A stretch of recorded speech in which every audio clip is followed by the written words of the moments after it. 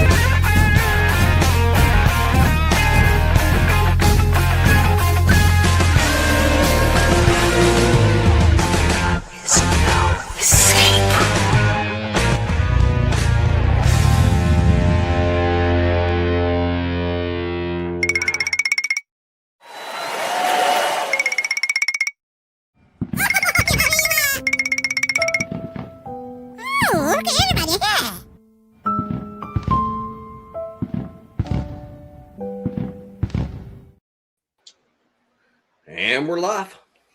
Hey. Oh, hey. Hey, Hey, everyone. Y'all caught me sleeping because I can't, for some reason, my thing updated and I can't hear videos when they're played. I'm going to fix that somehow. If anybody has any advice. Not me. Okay. That's the way it works. You get used to something, everything updates and it messes it all up. Yeah. Oh, Misty, I like your window shade.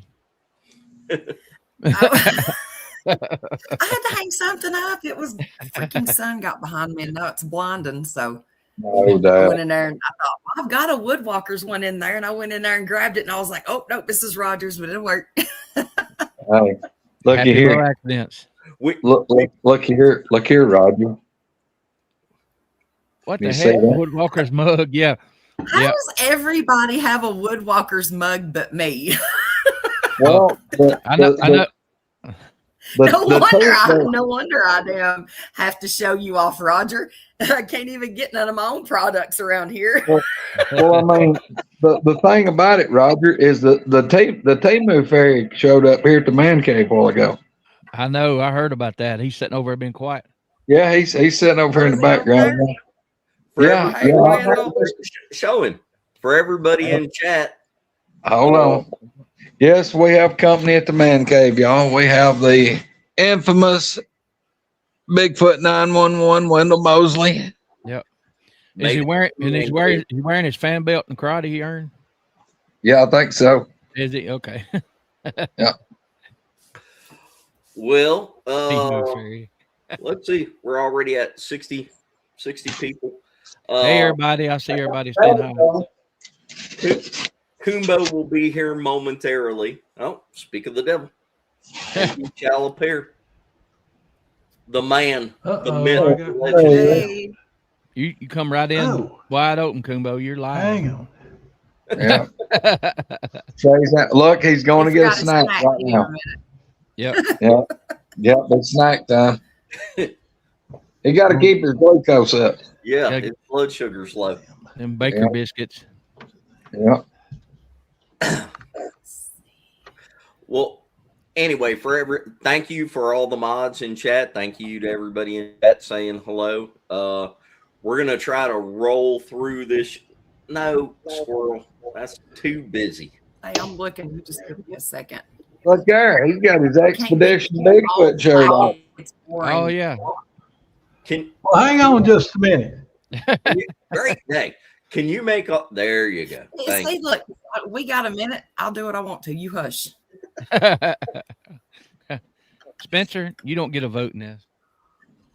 Oh, I hey don't everybody! know. Sharon, Patrick, Lori, Sherry, Judy, Kevin, Dog, Greg, Wow, Billy. Bill, I You like that changed name. your name. JR I like asked that. if that was you. Yeah, it's shilling. All right, there you go. Oh, damn, he's got a squatch and holler hat. What the hell? We're representing this show. Heck yeah. Roger, you just want to Please, switch to your channel? Maybe you maybe you need to buy some merch. Window, I need some more. Well, almost said something bad. I need some more stuff.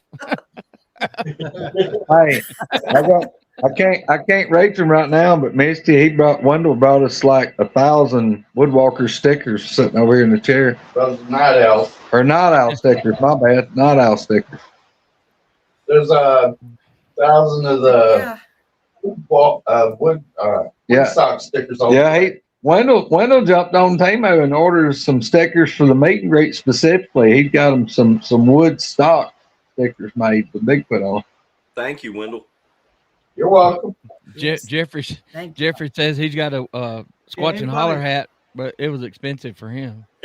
Thank you, Jeffrey. I hate he's not going to get to come. Do what? Folks in chat hear us? Yeah, we're live. Oh, hey, everybody. Yeah, Damn it. Hey, Coonbo. Did you turn his audio up? We're gonna start calling him Yo-Yo Baker. Look here, I say there he got his mustard out. What are you eating?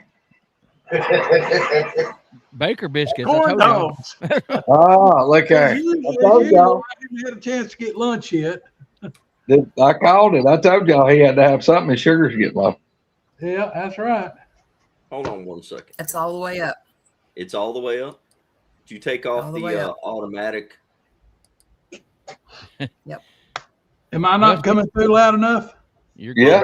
There you are. Right there you are. Yeah. Okay. And for the record, Rusty, I did not pay him to wear that hat. No. No doubt. Well, this show is going to take a little time anyway, so we're going to get into it with the man himself. But before, set a little context to what we're trying to do here. The meet and greet is going to be at LBL. The first one we had was at LBL. All of us have been to LBL a bunch. For the people that have not, you should absolutely go there. It's a great place. One of my favorite places. But in the Bigfoot world, in the cryptid world, Bigfoot, Dogman, all that kind of stuff, LBL is notorious. In fact, it's notorious to the point where if you start out any kind of Bigfoot story, experience, anything by uttering the sacred, well, I was driving through LBL, automatically everybody's like, oh shit, I've heard of that place. And you instantly have like credibility just from referencing LBL. Now, LBL is known for a lot of things, but in the modern cryptid world, the way that it is now, what most people know it for is the Dogman thing. But before we get into that part of it, seeing the way that everybody talks about LBL nowadays, where they just, I mean, if you type in anything about the Beast of LBL on YouTube, you get 10,000 results because everybody and their brother is retelling a version of either the main massacre of LBL. Some people talk about the bow hunter. Hold on, there's more to that story. Some people talk about Bigfoot stuff. Now, here's to put this in reference, and I'm going to let Coonbo explain this in detail because this is like a missing thing that you need to understand. LBL was actually formed in, what was it, like 64, whenever they eminent domain confiscated the land from the people. Mm-hmm. LBL is approximately 170,000 acres. Okay. It's pretty big. And it's definitely confusing if you're new to it. As many times I've been there, there's still a lot of areas that I've never been to. But it's confusing. Now, back in the day, if we talk about, what was the name of the thing? Was it Pal Talk, Coonbo, before? Yeah, Pal Talk. Mm-hmm. So a lot of the people that did the legitimate Bigfoot research, especially in the South, back in the day, they would get on Pal Talk and they would interact with each other. That's how a lot of them found each other and communicated and everything and started forming groups and going out and all that kind of stuff. We're talking way before Bigfoot was like a hot ticket item on YouTube. We're talking about back in the 1990s, late 90s. Shut up, Hillary. I'm trying to explain this so that everybody understands where we're going with this, because I don't want it to be just a basic This is the story of the Beast of LBL. You need to understand how LBL came to be popular in the cryptid world. And the main reason that it became popular, being associated with Bigfoot and Dogman, is because of that guy right there. So, Coonbo, what fort is it that's close there? Campbell, right above it. Fort Campbell. Okay. I couldn't remember which one it was. It's across the river from it. Yeah. Yeah. Coonbo, if you would you please kind of like, I mean, you got to go into how you first got into going to LBL with the whole scout troop thing. But before you do that, would you kind of explain like how long you guys had been going to LBL before it became popular? And you know what I'm saying? Kind of give everybody the precursor to before the myth of LBL really got created. Well, first time I went there was in I took a scout troop there, and that was in October of 1990. Second time I went was in spring of 91. First time I went there, we camped the first night. We were taking a crew in there we were going in the summer of 91. We were going to Philmont Scout Ranch in New Mexico, and we're going to spend two weeks hiking through the Sangre de Cristo range of the Rocky Mountains. And we went up to LBL to do a training hike. And I'm talking about, we were going to be out,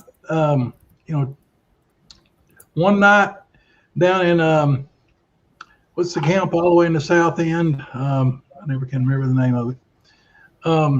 Anyway, we were going to be in the little, in the big campground in the south end of LBL. And we were going to be, and then the next 2 nights we were going to be on the trail. And it just so happened that I knew a ranger who worked up there. And I'm trying to find my map, Spencer, that you and I were looking at last night. And what did I do with it? You had it in the car with you. I know it. Here it is right here. It's here it is right here. Anyway, we spent the first night down at, that's what I thought, Big Piney Campground, down in the south end. And when I was talking on the phone, I decided, when we were first planning this, I decided to call my ranger friend. Yeah, well, they call it Piney Campground now, or excuse me, or maybe they call it Big Piney. It's on this old map here. It just says Piney Campground, but that's where we spent the first night. But anyway, when we were first planning this, I decided to call this person that I knew that worked there and say, hey, we're wanting to come down there. Told him what we were doing, and spend one night there at Piney and the next 2 nights on the trail. And he said, you got any advice? He said, yeah. Right off the bat, I'll tell you, y'all need to stay south of Highway 68. Do not go north of Highway 68. And that is the U.S. highway that sort of bisects. It runs east and west across the peninsula of Land Between the Lakes. Land Between the Lakes is a big peninsula between the Tennessee River and the Cumberland River, specifically Kentucky Lake of the Tennessee River and Barkley Lake of the Cumberland River. And at the north end, they dug a canal to connect the Tennessee River with the Cumberland River so barges could come and go more easily. And it also serves to keep the level of the 2 lakes equal. And that's what converted it to a peninsula. Anyway, back to what we were planning. So I asked him, just out of curiosity, why stay in the south part? And he said, when are y'all coming? And I told him, he says, tell you what, I'll meet you there and we'll talk. Okay. So we got there and we had 3 adult leaders with us, and I was one of the 3, and 8 scouts. I can't remember if all 8 of them there. There were 8 scouts in the group that was going. I don't remember if all 8 of them were there for this camp out, but the rules with the Boy Scouts is you have to have 1 adult leader for every 4 scouts. And so we had an extra adult leader. And so I was able to, the guy that I knew came by and he says, hey, let's go for a ride. We need to talk. All right. He had no idea about my interest in Bigfoot directly. However, he could have heard about it through another way that I can't talk about here on the air. Anyway, so I got in the car with him and off we went. And the first thing he did, he asked me if I had heard about well, he specifically told me that he said there were things in the North End that we didn't need to be messing with or we didn't need to be around. And I'm like, oh, I thought maybe, some outlaws hanging out there or something like that. And he says, no, that there were things there that, wild animals and stuff that had caused trouble in the past. And he started telling me about a bow hunter that got killed there. And it was either during 89 or very early in 90. And I don't remember the exact time now, but this guy was deer hunting, and this is not the turkey hunter. A lot of people hear about the turkey hunter that got killed. That's later. But this was a deer hunter that got killed, and he took me up there and he showed me where the guy was camped, told me about the camp all being torn up and everything, and then he showed me where the dragway was, where they had found where he had been drug off. And then the road had happened recent enough that the road that went down into the area where they found his body a little bit over a mile away was still so torn up by so much traffic and stuff that you couldn't drive down there even in a 4-wheel drive vehicle at the time. So we had to go a long way around, and he took me down there and he showed me the tree where they found the guy's body, and he showed me where they found his clothes 100 or so yards away, and told me about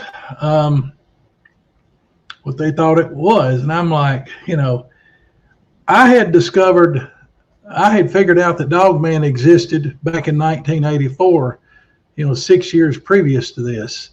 This was remember this was in October of 90. So when he started talking about a Dogman, I knew what he was talking about. And then I shared a little bit of what I knew about him. And then he asked me if I had heard about the family that was killed there in 1993. 1983. I said, no, I had not heard of that. And so he said, well, I'm going to take you up there. And when he found out that I was a serious researcher, he sort of opened up to me, and he was willing to take me up there and show me where that happened. And we went in there and he showed me exactly where it was parked. He showed me where the father was found. He told me the whole scenario. And I said, well, you weren't working here then. And he says, no. He said,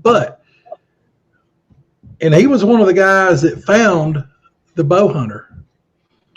And he said that when we found him and saw how he had been fed on and the claw marks and teeth marks and everything on him.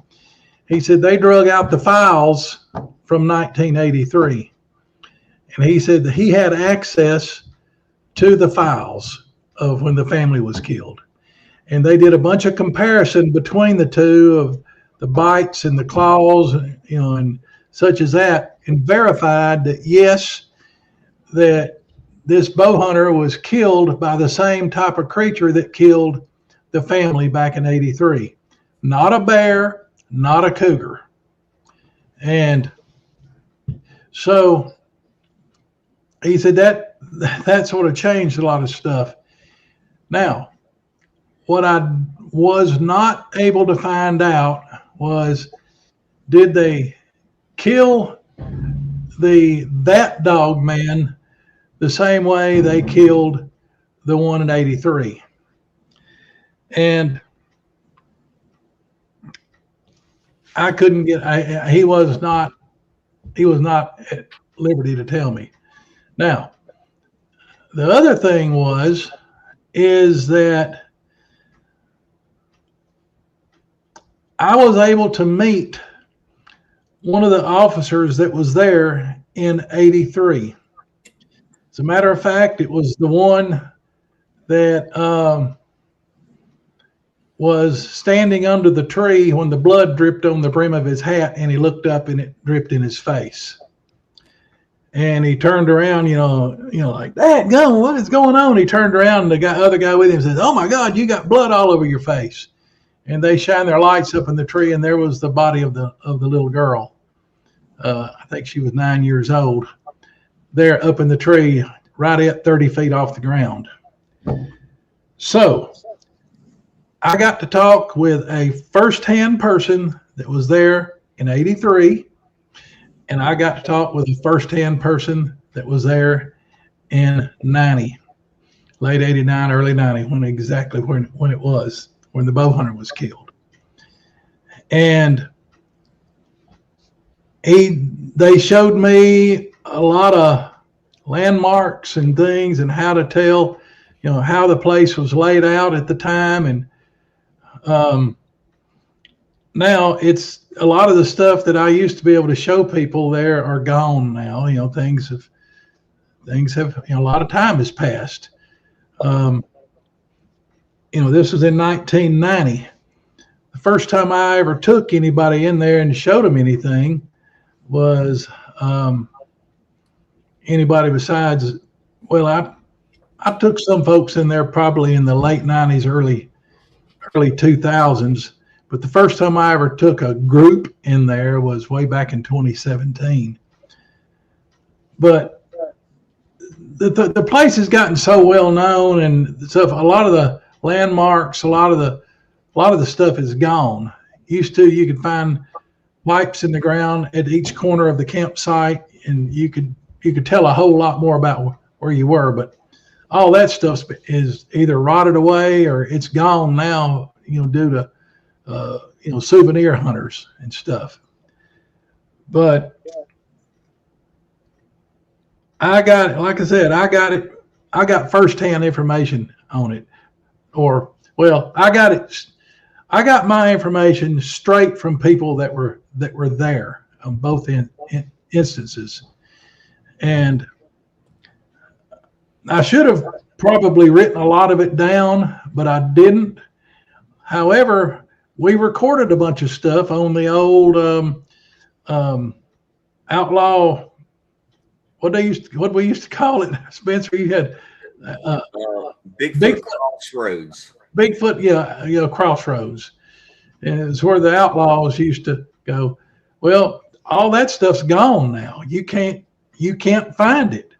So our video record of all the stuff is gone, and we had copies of that stuff disseminated around, and it's gone. It's just the same as a lot of other stuff's been sponged off the internet. That you can't find it anymore. And I wish that I had known then what I know now. I would have, I'd have had a bunch of copies of things. And like that picture that Bubba had that he had blown up, that Bubba Hart had of the, or Right. Bubba had, Jim had of the Dog Man, and Yeah. then it's gone.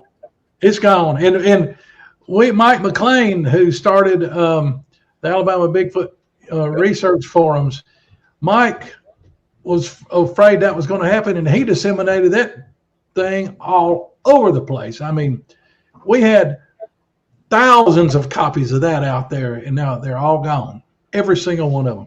In fact, before Mike died, we were offering a reward for anybody that could come up with a copy of that. You know, one of the copies of one of the pictures.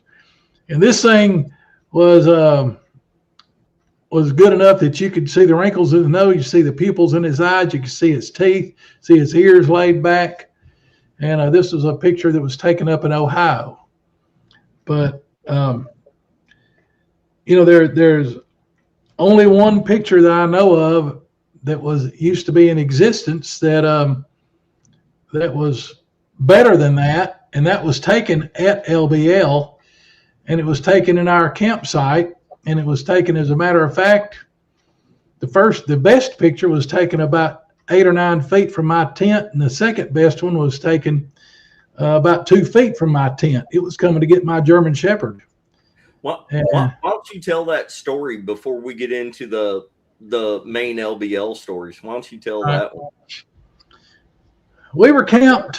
You know, north of 68. This was a group of outlaws, of the old Bigfoot outlaws, and Dan, Ricky, and Vicky Fulcher were part of the group, and there wasn't all that many of us. There's maybe eight or nine of us or so, maybe 10. I don't know, but that we were camped and over on the east side, but north of 68, and we had a guy in the group that was, I guess, he was an insomniac or something, but he at night he would sit by the campfire and he would keep the campfire going, and he would sit there and anything that moved, any noise he heard, he had one of those Canon cameras, little small cameras, but it took really good pictures and had a good flash on it. And this was a film camera. This is before digital. And anything he heard, he would turn around and shoot a couple of shots in that direction. And I don't know about Patrick, I'm gonna tell about the cadaver dog. And thank you for reminding us. Anyway, so he heard something, and he heard it up the hill behind another tent, and he looked around, didn't see anything, but he held his camera up and fired it, and in the flash he saw something walking down the hill towards another tent, and he started shooting shots, and I don't know if that thing was called a sure shot camera. I can't remember what Canon called it, but anyway, I woke up just a few minutes after this, and my dog, my German Shepherd, and he was a big one, and he was rough and tough. I ended up having to get rid of him. He was so mean, and he was whining and carrying on, and he was trying to get underneath my cot. And I was fussing at him, you know, his name was Buddy. I said, Buddy, get out from under there.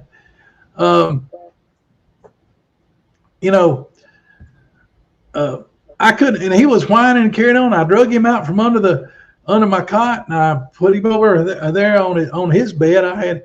My dogs are real spoiled. I usually take a bed for them, if we're camping out in a tent. And I put him on his bed and put him on a downstay, and he wouldn't downstay. He kept rooting back under the cot, and he was carrying on.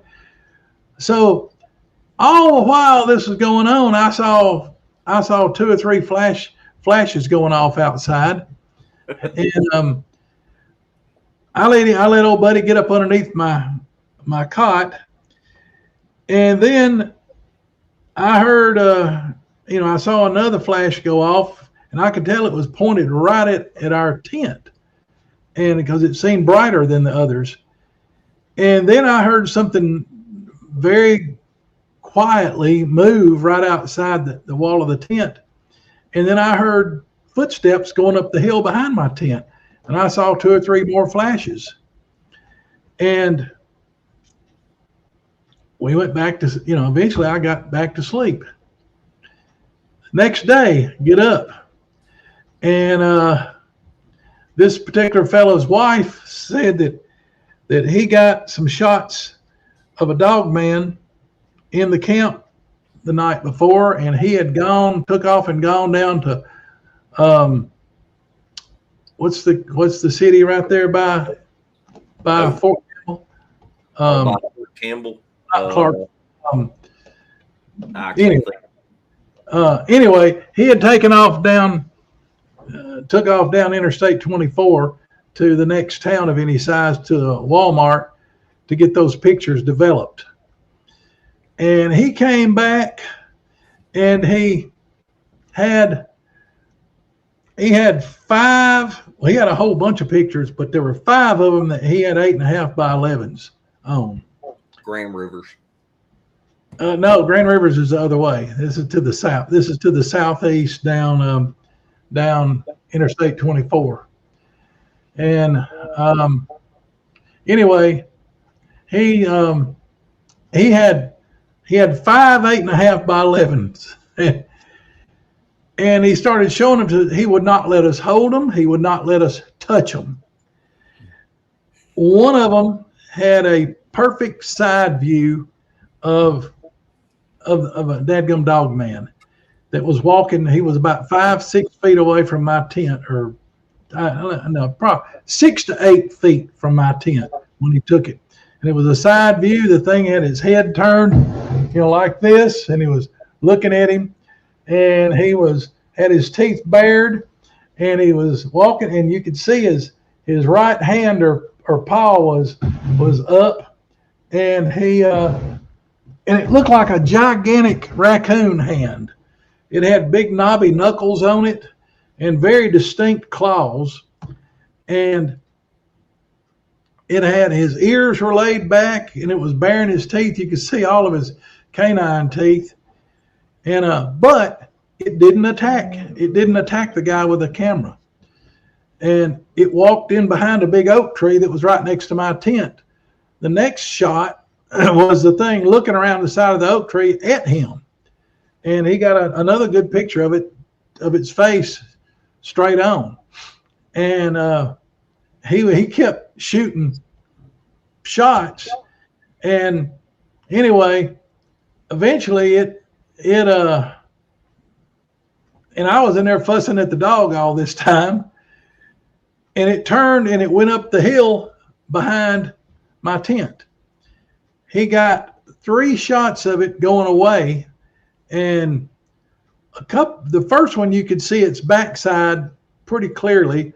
Second one less clearly. The third one you couldn't see a whole lot of detail. But the 5 good pictures, the 5 best pictures that he had the blow-ups of, were right as it stepped out from behind the other person's tent, and then when it was about 2/3 of the way to my tent, when it was looking out from behind the tree next to my tent, and then 2 more going up the hill, the first 2 going up the hill behind my tent. Now, we went up there and looked, and we found its tracks going up the hill. And the hillside there was covered with that green carpet moss, and it was pretty easy to see the tracks. As it was going up the hill, it had sort of its claws had torn into that moss. But I don't know what would have happened if the fella hadn't been there shooting the pictures. I don't know if he would have torn into my tent to get the dog, and I know if he'd have torn into the tent, there'd have been a bunch of shooting that went on. I had matter of fact, the way the dog was acting, and I was my skin was crawling. I had a Ruger Blackhawk, and .45 Colt loaded up a lot hotter than a .44 Magnum in my hand. Of course, they might have ended up removing that thing from my rear end when it was all over with. I don't know. I'm not sure it would have done anything much more than make him madder or mad if I hadn't have made a killing shot to the head or something, or happen to catch him shoot him in the neck and blow out a chunk of his spine. But I don't know what would have. But Tim, if you don't care, elaborate on how the guy was so curious about the pictures, about how he was so protective of them. He would not. And Larry, that is a very good question. That I have racked my brains on that for years. I do not remember a tail. However, the two where he was walking up the hill behind my tent, if it had a tail, it would have been in the picture. Absolutely. I do not. The hunter's clothes were not folded nicely. They were torn. They were torn to pieces and had quite a bit of blood and stuff on them. I do not remember a tail on any of the pictures. He would not let us hold. He would not let us hold the pictures. He would not let us touch the pictures. He would not let us take the negatives and go back down there, even with him with us, and get some more prints. He would not let us have, in any way, shape, form, or fashion, any possession of those photos. Now, I don't know what he thought. I don't know if he thought he was going to get rich off of them. I don't know. And I don't know what happened to him. After his wife died of cancer not too long after that, and he sort of fell off the face of the earth.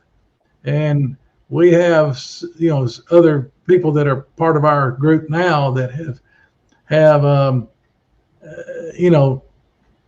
looked around trying to find him, and we've not been able to come across him. But if those pictures still exist, there's one of them that I believe is probably the best picture of a dog man ever taken that I've ever heard of.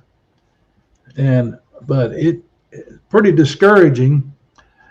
But anybody that's been in this long enough and deep enough will tell you or knows. And there's one right there that just popped up.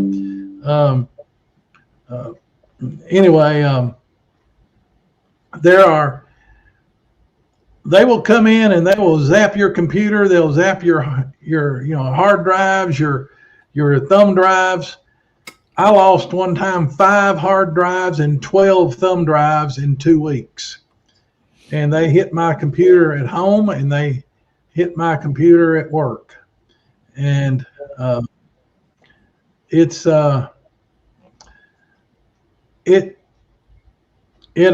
the way, my color, I got sunburned yesterday. I spent all day outside working. But anyway, I have had my stuff zapped and done away with on multiple occasions. And that's a whole nother show there. But anyway, now back to the LBL story.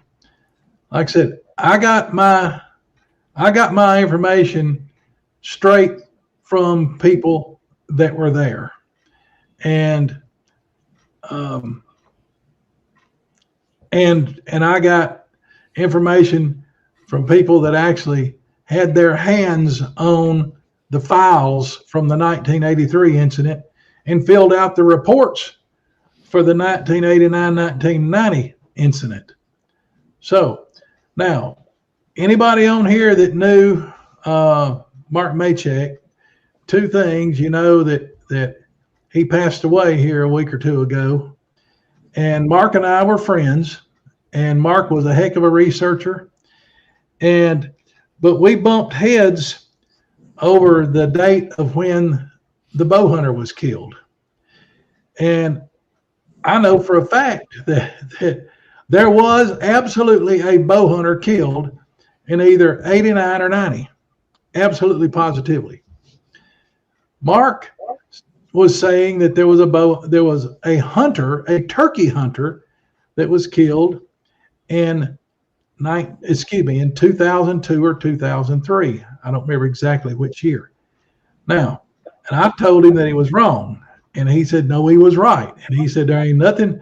And while Mark lived there, there was hardly anything that happened. And Mark did not live there in 83 when the family was killed. But while he lived there, there was hardly anything that happened in LBL that he didn't know about. He was the resident expert on LBL during the years that he lived there. Now, or he became the resident expert shortly after he moved into the area. Now, fast forward up into the 2000s, and I was doing some further research on the deer hunter, the bow hunter that had disappeared. And I was doing some Google searches. Now, back then, you could get a lot better information and a lot more reliable information off of Google than you can now. And anyway, I stumbled across I was doing searches on people that had died in Land Between the Lakes. And I gave it a date range. And lo and behold, a report of a turkey hunter that died there popped up. And it was dated in either 02 or 03. And it had a name, had where he was from. And of course, I jumped on that like a duck on a June bug and told Mark about it. And I tried to contact the family, and they didn't want to talk about it. And they adamantly didn't want to talk about it. So I dropped it. But what that did, though, that proved that actually both of us were right. Mark was correct, and I was correct. There have been 2 hunters killed that we know of in LBL. One in, like I said, 89, 90, another one in 02, 03. One was a deer hunter, one was a turkey hunter. The deer hunter was killed in the 89, 90, and the turkey hunter was killed 02, 03 time frame. So that's like I said, I was taken and shown the whole layout of both sites. Now, I have never seen the layout of where the turkey hunter was killed. What I know about firsthand is where the deer hunter was killed and where the family was killed in 83. And I do know that they shut the RV campground. They shut down the RV campground where the family was killed. And I know that there's a lot of people that have came out and embellished some of these stories and stuff. And I have feelings about it, but I'm not going to say what they are on air. But I can tell you that a lot of the stuff that's out there now is completely different and grossly in error or grossly exaggerated from what really happened. Well, for example, like right now, and this is a product of YouTube in the past several years, there are questions in here. I saw that someone asked about, I hate to even bring this up, but the supposed, I've got them marked. That 5th person that said he hid under. It did not happen. Absolutely.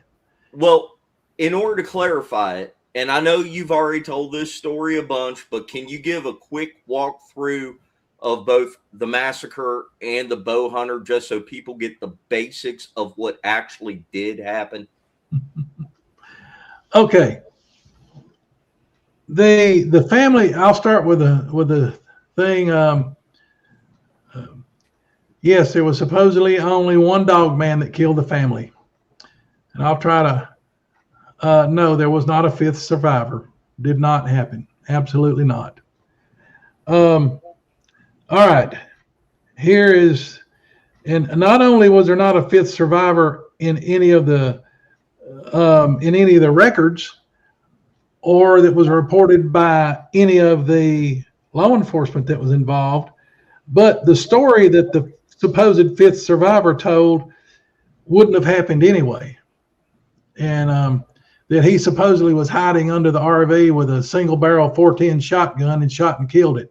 That didn't happen. I have seen bird dogs take a load of bird shot out of a 20 gauge or a 12 gauge to the back of the head at point blank range, and they keep on hunting the rest of the day. I mean, you don't kill a dog man with a 410 shotgun with bird shot with one shot. That did not happen. Absolutely. Anybody, and you can go talk to some forensics folks. Now, maybe if you stuck it in his mouth and shoved it down his throat far enough that when you pull the trigger, it blew his heart out. But you ain't going to do that. Or maybe if you stuck it up his rear end far enough and pulled the trigger, it might have done it. That didn't happen either. But, this thing is, the dadgum camera is way up here. But everybody I'm talking to is way down here, so I'm not looking at the camera most of the time when I'm talking. I'm looking. Oh no! Well, anyway, that sort of bugs me. Well, anyway, I can tell you that there was not anybody killed by. There was not a dog man killed with a 410 shotgun in 1983, or 84, 85, 86, 87, 88, all the way to now. Like I said, unless some really wild extenuating circumstance happened to happen. But it didn't happen during the 83 massacre. All right, now what was the other question, Spencer? No, just tell the story, because, like, for example, Robert said, like, do you have any, but tell the story, don't answer the question just yet. But he said, do you have any idea what provoked it to attack the family? And you do. Absolutely. And you do. Absolutely. So that's what I'm saying. A lot of people are missing the details because they've heard so many versions of it. Just start at the beginning. All right. Yes, I do know the reason that was in the records, that was in the reports, why the family was, and well, I'm fixing to answer that now. All right.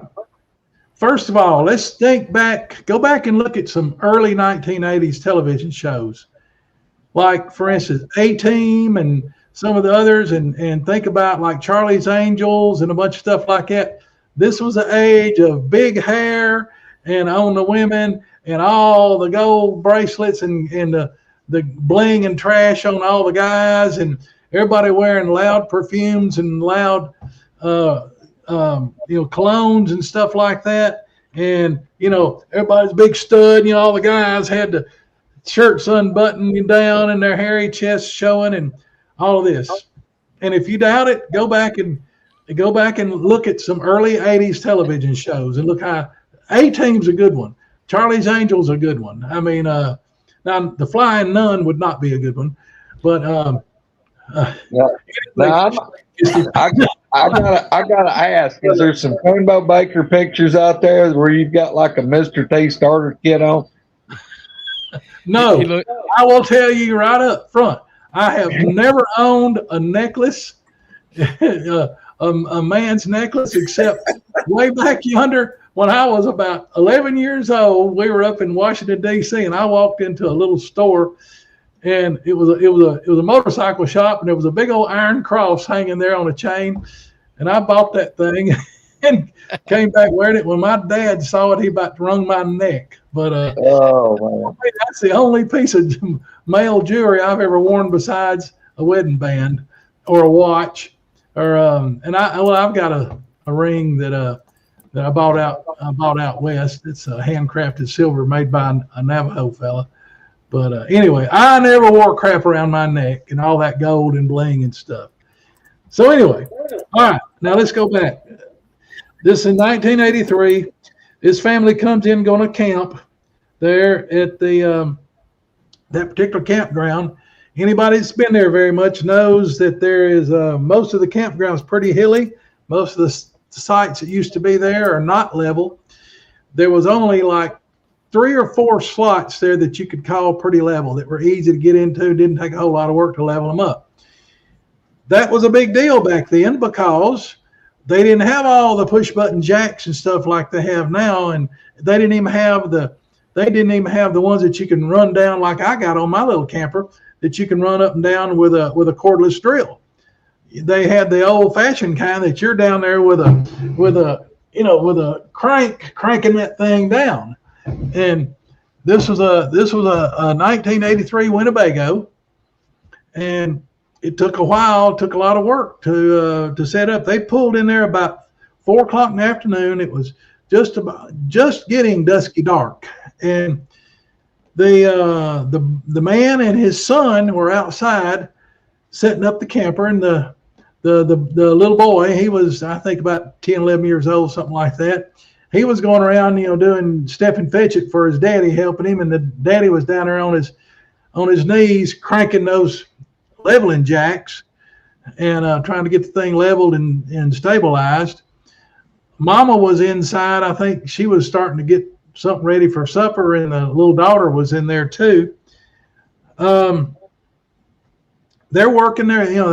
Daddy's working up a sweat and everything, and he is wearing Canoe cologne. Now, this is the old Canoe cologne, not like what they sell now. This had musk in it, and it was supposedly had pheromones that would attract women. That's sort of the way they used to advertise it back then. Well, unofficially advertised, but I knew some guys that would buy it, and I never owned a drop of it, but I knew some guys that would buy it because they said it attracted women, and and they would, they had a bathtub full of it, and they'd soak in it every day, just about. Well, not really, but anyway, it had a pretty strong smell, and it had musk in it and pheromones in it. All right. And the women back in the day, a lot of them wore Chanel number 873 or number 9 or whatever. And then they'd wear the Estee Lauder and a bunch of these women's perfumes that had musk in them, and might have had some pheromones in those too. But anyway. Vanilla and musk. It seemed like back then. I hated that smell. It was so strong, but my grandma and everybody used to wear it. It was always a stinky vanilla or some real musky smell. Well, I remember Windsong, that Windsong perfume, that not the cologne, but the perfume. I worked in a zoo when I was in college, and women would come in there wearing the really expensive Windsong, and some of the animals would go crazy. I mean, it'd get them all stirred up.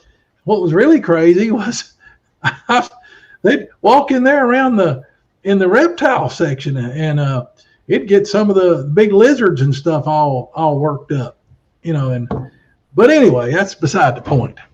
But anyhow, so these guys, good God Almighty, look at all the crap on my dadgum island back there. We've had a lamp repair project back there. But anyway, so the guy was out there and he was cranking down the leveling jacks on that thing. It's starting to get dark, and anybody that Greg knows this, anybody that hunts knows that in the evening, late evening, that the thermals during the day naturally rise up slopes, and in the evening the thermals reverse and the thermals go down slopes. All right, this campground there, and specifically this campsite, had a big draw that came up behind it, and if you walked down the draw, it went right straight down to the canal, or the part of the river there. Let me just look here, make sure I ain't lying exactly where it is. Yeah, it went down to a bay or a slough off of the Cumberland River, off of Lake Barkley right there. And anyway, so apparently this dog man was walking along the waterfront there in that draw, or in that along the front of that waterfront on that slough that was straight down a draw from the campground. And he's walking along there, and all of a sudden he gets a whiff of canoe, and with the musk and the pheromones and stuff that are in it. And he decides that he really don't like it, so he decides to go up and investigate. So they determined later that he came up the draw, and he popped out right there beside the Winnebago.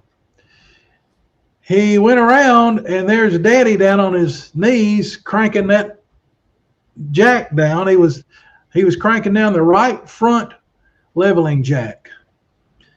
And don't know why, don't know what happened. He attacked him. He attacked the guy. And the guy apparently put up somewhat of a fight, and he killed him. In the meantime, the son had run around to the door of the RV and was trying to get in. And he was so scared he couldn't work the handle or something. After killing the father, the dog man grabbed the little boy and killed him. About that time, Mama opened the door of the RV, and he went after her. She tried to slam the door shut. They honestly don't know if she got it shut or not. They think that it got to the door before she could get it all the way shut, because the door was torn up some, but it had some scratches and stuff on it, but they don't know if it was if it showed sign, if it was really forced injury, or if it just happened to be, got banged up like that in the fight. But the end result was that the dog man got into the RV. Now, it supposedly was a pretty big one.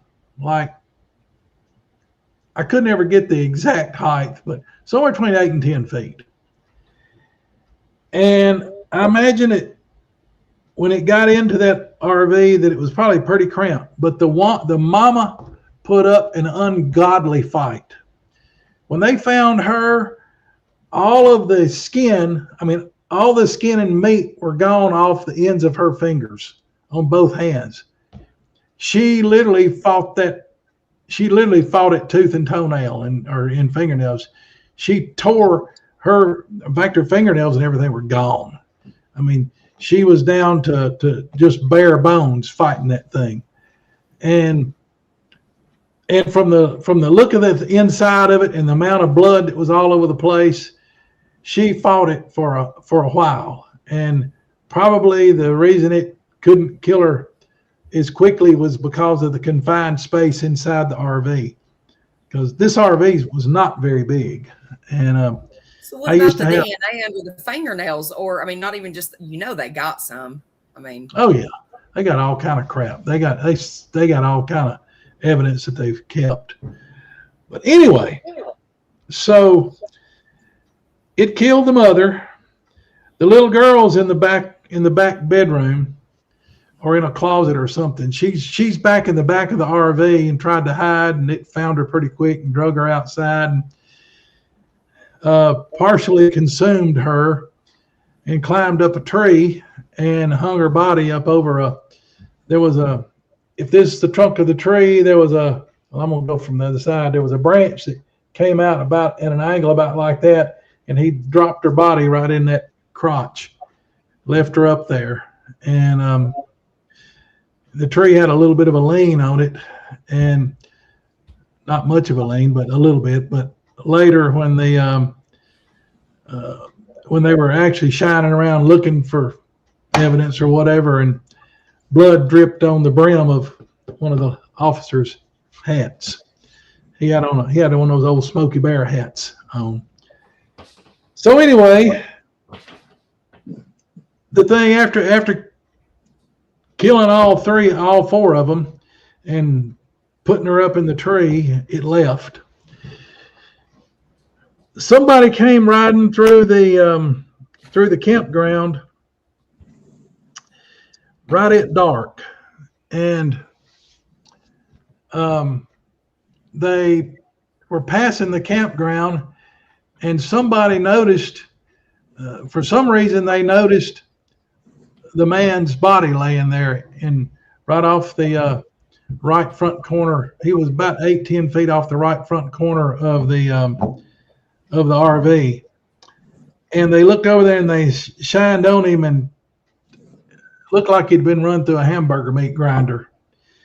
And it scared them so bad, they go hauling butt out of there. And they are the ones that you can read about online that went flying to the gas station. They came whipping out of the campground, took a right, went flying across the bridge that goes into Grand Rivers. This is going north. They ran into a gas station, and they were just having a come apart. And I don't remember all the details of the story from there, but they stopped at this gas station to try to call, and I think they called law enforcement from there. And then when the law enforcement got there, they would not go back. And they told them how to get there. Well, the first people on the scene there, the first law enforcement on the scene, I think were police officers from Grand Rivers, or maybe sheriff's deputies from that, or it could have been one of each, from the county there where Grand Rivers is. They went in there, and they saw all the bloodshed and everything, and it totally freaked them out. And they were, of course, hollering for more backup and everything, get the park rangers up there and all that. And a couple of them were so upset, they went back and they left. They couldn't stand it, and they drove back, and they drove all the way into Grand Rivers and went to, there was I don't remember the name of the grocery store, but you can find the story and read about it. But they went to this grocery store and went in there, and they were just sort of freaked out and shaking and everything. And they got to talking about what they'd seen. And there was a lady that worked in the grocery store that wrote down, was that Jan Thompson? Was that her name? I forget her name, but she is known to a couple people. Yeah. Right. All right. And she wrote down a lot of what they said. And a lot of details of it. And anyway, now it took quite a bit of work to find out what they did, what the reaction was from the law enforcement and everything. But they got troops to come over from 101st Airborne over there at Fort Campbell. And they had people out in boats in the canal and in both the Kentucky Lake and Barkley Lake, enough that they could see anything that came down, tried to get in the water. And they pretty much had people all along the shores, and they put a line of them in pretty much shoulder to shoulder at some point to the south. And then that group started moving north. And to quote what one of the law enforcement officers told me was, if it was brown, it was down. And anything squirrels and up, they wiped it out. If it moved, I mean, they killed everything. Now, I was not able to I was not able to document this a whole lot. I heard the story, and then I heard it again from another researcher that had been working in that area. And I know that I've been in there a couple of times to where they said that they finally hemmed the thing up and killed it. And Spencer can back me up on this, so can Greg. I've been talking for 15 years about getting up a group of us guys and arming ourselves enough to go up in there to see what we can see. Yeah. Whoa. What do you mean, guys? I want to go. Well, Misty, Can you carry an M60? no, Can you she's carry an M60 and a Carry belt? whatever full of- you hand me. we're gonna douse her with Estee Lauder. She's the bait. Yeah. Yeah, there you go. No, that's Spencer. We'll dangle. We're We'll at dangle Spencer's you over bait. the No, cliff. I can't go. The problem is this is a box canyon type place. And we'll dangle you over the cliff and sort of Greg will sit there and pull on the rope. You'll be just sitting there swinging back and forth and back and forth. Swaying in the wind. Spencer Way used to be in bait the on that wind. trip. I just want to go. Way in the wind. Swaying in the wind. It's blowing about 40 miles an hour down here with Greg and I. And both of us got our pockets full of rocks to keep from Yeah. being blown out the back door. Hey, Tim, right Yeah. quick, if you don't care, kind of touch on this, and I'll kind of bring it up. There's a few people in the chat was kind of had questions about what maybe the cologne or the aftershave or whatever the guy had on really had to do with it. But for like us that are hunters, we understand how certain scents, the musk and stuff like that, Yeah. animals pick up on it, and it can either run them off or it can draw them in. It gives them all kind of different, it can affect them in different ways. So can you elaborate on that for them a little bit? Well, if anybody that's ever trapped very much knows that one of the most effective things you do to bait your trap is you pour out scents that have musk in it or in these pheromones and stuff. And there are perfumes and stuff out there that specifically say that and colognes that specifically say that they have pheromones in them to attract the opposite sex. Well, if this guy, by the way, the woman was slathered in Chanel No. 9. So if this thing came upwind, like he was following the thermals upwind, and he came up there and he got a whiff of that Chanel No. 9, he's like, oh boy. And then there's this guy out there, with all the canoe all over him. That's competition. He said, I got to get rid of that, before I can go in here and see mama. And I mean, I'm not being gross, but I'm just telling you, that's the way animals think. And so that's probably why he attacked the man first, is that in his eyes, the man was for one thing, he was invading his territory, and for two, he was competition. And but I can tell you that anybody that there's a lot of big game, especially predators, that are highly affected by pheromones and musk smells and such as that. And you get to reading up on it and you'll find out. And another thing, y'all, you said that it drugged the little girl up in the tree. Some big predators will save their food for later. That's kind of a horrible thing to think about. Yeah, That's exactly what I was going to say, Roger. I wonder if they bury them like other stuff does. Yeah. Well, it's interesting. It's interesting that the little girl was only fed on by one beast, by one animal.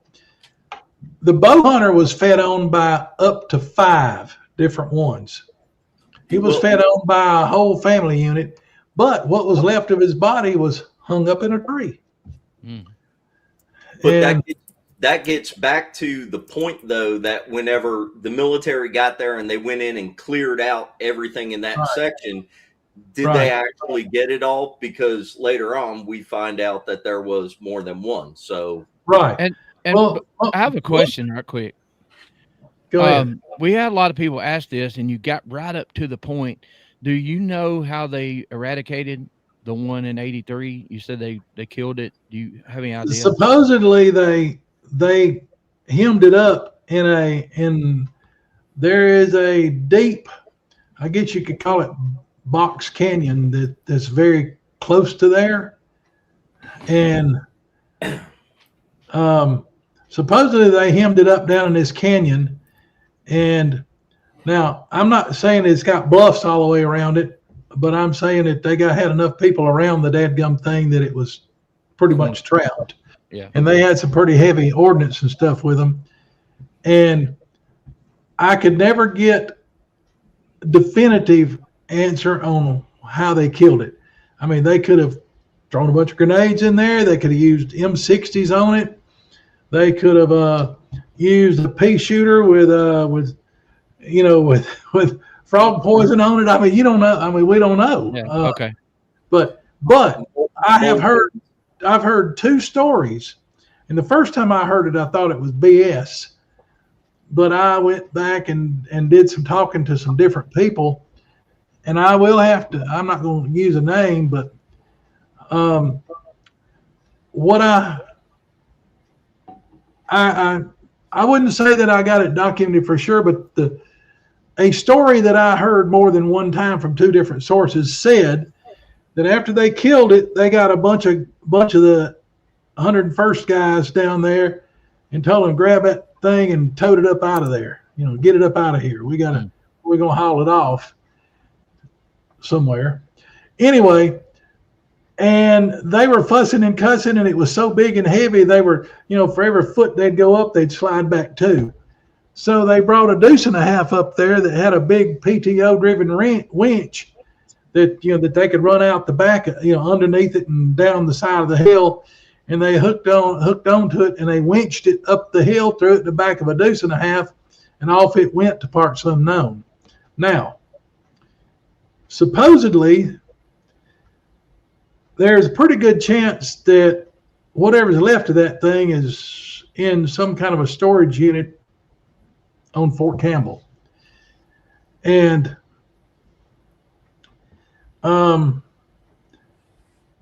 the thing I absolutely was not able to find out anything about, and I was told to quit asking, and was what happened to what happened? Did they ever find the family unit of the one that killed the deer hunter? I never found out anything. I was told to quit asking. I mean, I was told in point blank, quit asking, quit poking around. And based on other things that have happened, that's what I did. So, Coonbo, something else kind of while we're on this pheromone deal. And this is what I've tried to stress to people, because I had it really, really stressed to me from Bill White, Mr. Tal Bronco. When I first met Bill, and I was telling him what I was dealing with, and he found out really quick that my wife hunted. She hunted with me a lot. She hunts as much as I do. And Bill, he sat there kind of perplexed and told me, he said, son, I want you to really listen to what I'm going to tell you. He said, if your wife's going in the woods with you, he said, you need to be really close to her. Don't put her out by herself, especially if it's her time of the month. He said, if she's having her cycle, that's what he stressed on, was the pheromones. And that's something I've tried to stress to a lot of these women that's invested in this. You need to be extra careful. Yes, that is true. And well, great. Whenever we were breaking horses, we weren't allowed to mess with the stud horses for that reason. I mean, Sherry can tell you that. Exactly. I had one that was, we had one out here on the farm that was what's called proud cut.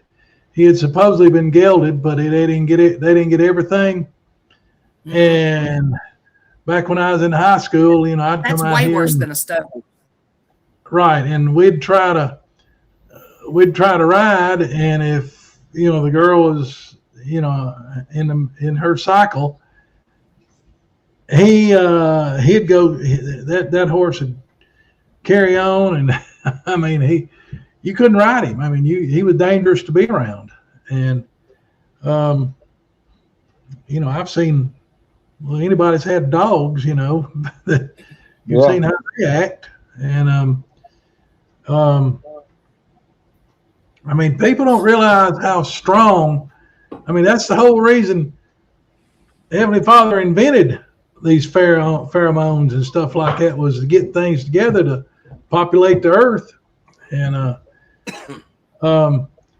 And like I said, you put on stuff that has that stuff, those pheromones supposedly to attract the opposite sex, or to make yourself more sexy and all that kind of stuff, and you're wearing that stuff out there in the woods, you're playing with dynamite. And there's lots and lots and lots of animals that respond to that kind of stuff. Yeah, I had 2 bucks fighting over a doe one time, and I had old muzzle loader and missed, and I dropped my caps back in the fence line, and all I had was this metal stick, and one of them was coming to me. I had to get out of sight and hide. So that's why I carry a sidearm now. But yeah, you can get in a mess quickly, like getting any of that Tinks 69 on your clothes. Yeah, whatever. I've had button bucks come up to me and just almost had to shoot them just to get them away from me because they were scaring me. So it's really strong. Wow. Mm-hmm. Yeah. That's people sort of poo-poo that, but the people that blow that off, they have no idea how what it's like out there in the real world with wild animals and the things that attract them and repel them. It's it's a serious thing. It's like everybody used to, people used to didn't pay attention to what the colors that they wore out in the boonies until, Jacques Cousteau was the first one that back in the 60s that documented how yellow was a dangerous color to wear in the wild. Even scuba diving, it was dangerous. He called it yum yellow, and there's a bunch of us knew that just from our experience messing with boogers that red was a dangerous color. And then Pilates, sort of got to reading a bunch of reports and stuff, and he sort of figured it out. And he was the first one that ever published it publicly, that red. And we for years have called it dead red. You don't wear red out there when you're out out boogering and stuff, or camping, or out in the boonies. And I'm not talking about a whole red suit. Do what? Go ahead, Misty. How the bullfighters use the red capes. Bulls are colorblind. Bulls are colorblind. They don't really see the red in the cape. What they see is the guy waving it in front of them. They were colorblind. Just aggravating them. No, they can't see red. Oh. But, yeah. That's what they say. Have you not ever heard that's why they use red? Yeah, they say they're seeing red. They're colorblind too, supposedly, but Yeah, but they're not totally colorblind. That's the thing. Some animals like dogs see blue really, really well, and yellow. Dogs see a lot of animals see yellow and blue, and and other animals see a wider range of colors. But that's one reason why you don't want to be wearing yellow, because wolves and wild dogs and all that kind of stuff can see yellow really well, as well as blue. But I know one of the disappearances that I investigated over in Arkansas, the lady was wearing a yellow raincoat, and and she had a yellow raincoat on and disappeared. And I'm 100% convinced that they drug her off and ate her. But terrible way to go. What else? Spencer? Well, I guess go over the details of the bow hunter story. That's not as well known as the family massacre. All right. Let me see if there's anything I've left out of the family massacre. I do know this, that somebody mentioned this earlier, that back, what was this, in the 24 meet and greet, the lady brought the cadaver dogs? Yep. All right. Actually, I did not take her down there. Somebody that I had taken previously down there took the woman down there to where the family disappeared. where the family was massacred. Excuse me. They didn't disappear. I heard about it, and I got in the truck and went down there. I wanted to see these dogs work because I didn't know that it was possible for cadaver dogs to find where blood had been 40 years later, 41 years later. And I'm thinking, yeah, right. No way. The woman got down there and she let those dogs out, or that dog out. She had one dog with her, if I remember right, that started out. Anyway, she let that dog out. That son of a gun went straight down to the tree where the girl's body was had hung up in that tree and reared up on it. And the woman was sort of fussing at the dog because it had gone past, down the hill into the mouth of the draw, and she was fussing at it. But no, it went to the right tree. I'm like, holy moly. And then it came back up the hill. She managed to get it off the tree and cast it again. And it went up there and sniffing around. And it went right to where the little boy's body was found. And then it hung around there and then it went right straight to where the father's body was found. That dog nailed all 3 locations that were outside of that RV. Nailed them. And it made a believer out of me. Coonbo, a little nugget here. When I first got in this group and I heard about that lady, I found out she lived like 300 yards from my dad here in Marshall County. Wow. And her and Misty were friends. And I talked to her when I got my hip done, and we discussed a little bit of that. And that just amazes me how that many years later those dogs can find that. And she confirmed it. I mean, yeah. Well, I think that dog saved me from getting something coming up on me one night, because we all went out, just 4 of us, and she had that dog with her, and I was the only one got out of the truck, and something come, charging down the hill straight at the truck. When Sherry opened that door and that dog got out, its foot slid on that rubber as it was getting out, and it made a noise, and whatever it was, it stopped dead in its tracks, huffed, and turned around and ran off. Huh. Yeah. I know, dogs can a lot of dogs can do amazing things. And I know that I saw cadaver dogs at work when they were looking for the body of the dentist's wife that disappeared down here, not too far on Highway 13, not too far from Carbon Hills, Alabama, or north of, I think, a little community called Eldridge or something like that.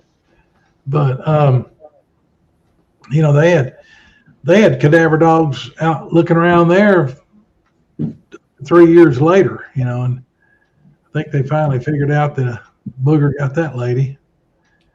At least that's what I think happened to her.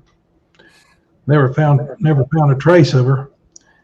But anyway, that cadaver dog made a believer out of me, the way she nailed all 3 of those locations. There's no way that dog could have known where that had happened. The lady herself didn't even know.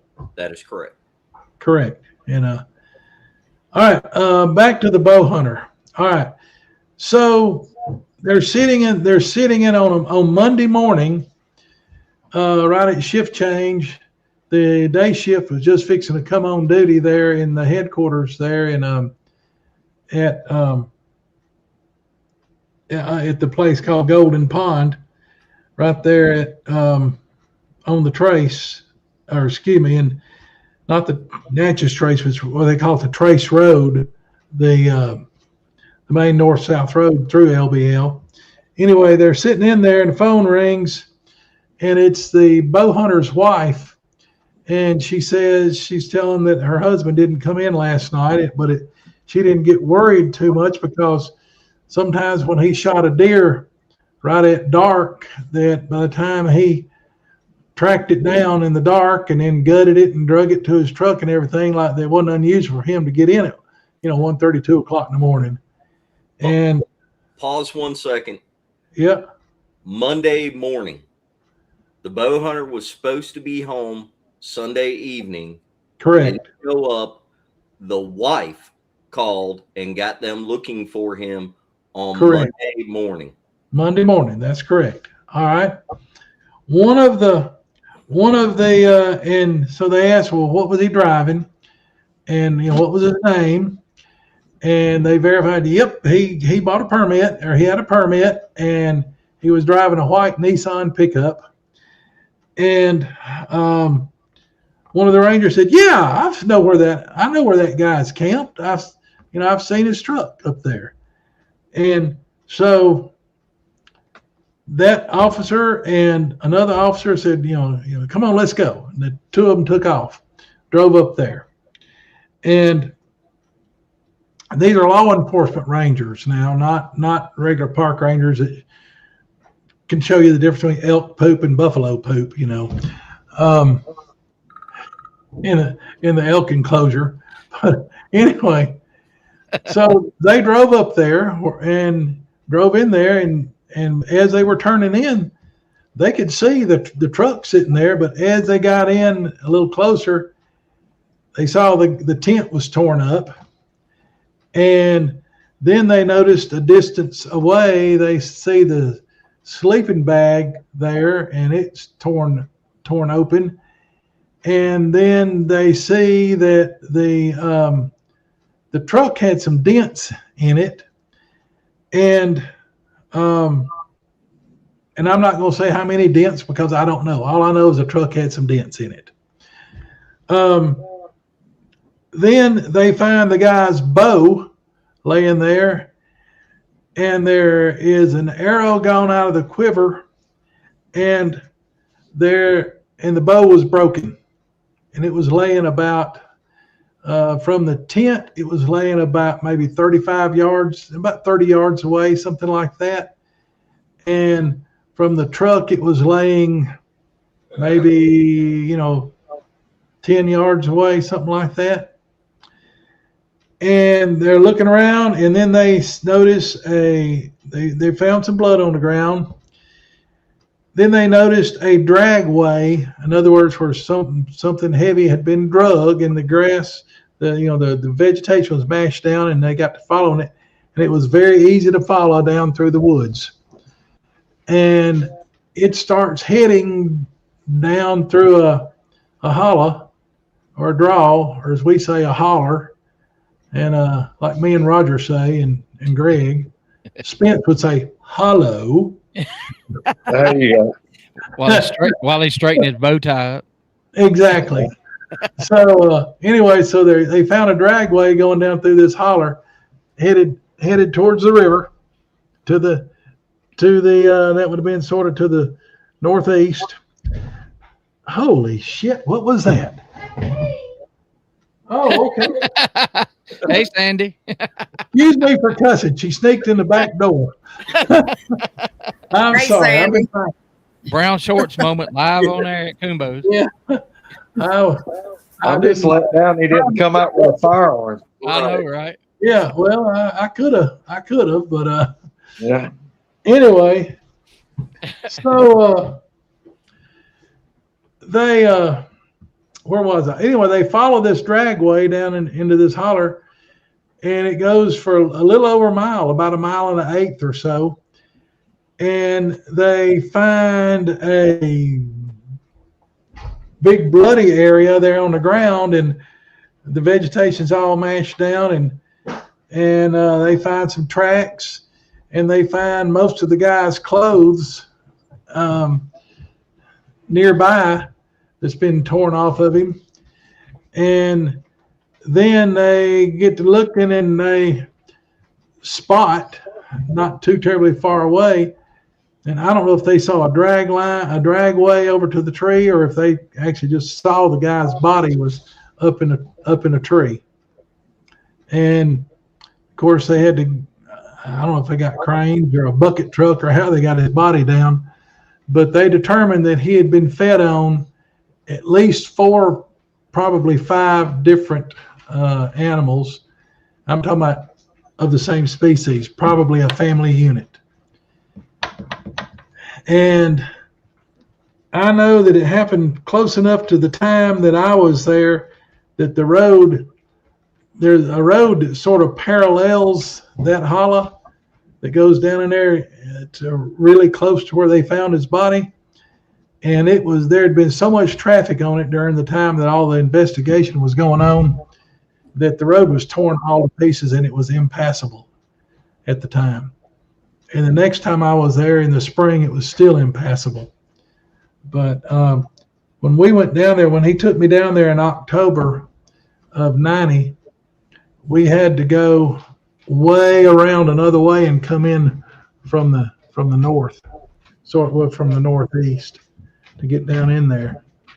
But makes me wonder how long the investigation lasted. I figure they were there processing that scene for a while. Yeah. The way the road was torn up, yes, I would totally agree with that. And there was a lot of vehicular traffic up and down that road. I wonder, was it you that told me that Bigfoot carries its stuff and Dogman drags it away? Was that you? Is correct. Okay. That is correct. I wonder, did you ever find out about an official report, if it was an official report or cause of death or anything, or how they labeled it, the Park Service maybe? No, I did not ever find out how they never could find out what they told the family and how they officially classified it. So on the family that got killed or the bow hunter that got killed. The timeline is interesting because any of us been exposed to police work, which I was for a while. Did you say what time the wife called? Was it like really early? What time did the office open? She called. It was right at shift change. The shift change was 7 o'clock in the morning. Okay, they usually go 7 to 7. Yeah, and I don't know if she called. Well, most of the guys will be there early, and then the guys that's coming off shift will stay over a little bit, so they have a handoff period. So I don't know when during that 30 minutes to an hour handover time, when it happened. I don't know if she was calling it 6:30 but 7 o'clock plus or minus a little. So I wasn't told exactly what time. So I've heard stories about the media being there. AM now in the morning, Monday morning. Well, I've heard stories about the media being there, and knowing what I know, and probably Greg knows, was something that's sensitive and no report. No media. Who would you think would have called the? It was no media. No media, none whatsoever in that instance. That's interesting. Yep. I've heard different from other sources, so thank you for that. Did not happen on that one, and I'm pretty sure it did not happen on the one that Mark Maychek had researched that happened in 0203. Because that didn't make sense. Like something kept hush hush like that, but there was media there instantly. If they were going to keep the files, if the original massacre happened in '83, they kept the files. They broke the files back open with the bow hunter, probably the turkey hunter too, but definitely the bow hunter. That means that they're keeping it under wraps. So they're not even doing calls on like the regular open channels. They're making specific phone calls. They're going to keep media and everything way away from that. When I was a dispatcher, we had a frequency that we would switch over, and something bad going on, we would switch over. It was a private channel, so the people with scanners couldn't hear it, because they give them a chance to go in and, like Greg said, start the investigation without anybody bothering them. So that's very interesting. Well, something like that, especially if you're, something like that. Let's just put it like here where I'm at, North Alabama.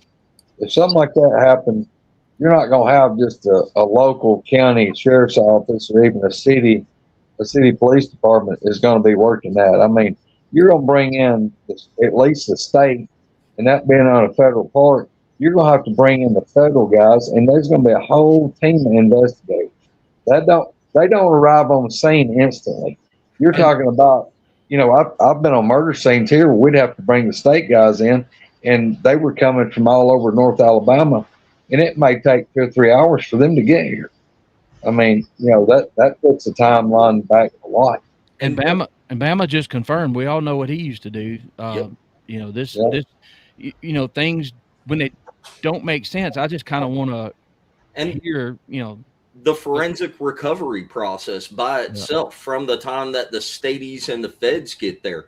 You're talking about where they quadrant off the whole area, and then they go in there for, you know, 48 hours before anything is even moved or disturbed. They're just setting flags. And I do know that one of the things that they did is they compared the bite radii of the adults, that the larger ones that fed on the bow hunter or deer hunter, whatever you want to call him, to the bites and stuff that fed on and bit the family members of in 83, and they matched up, and as well as the characteristics of the teeth themselves.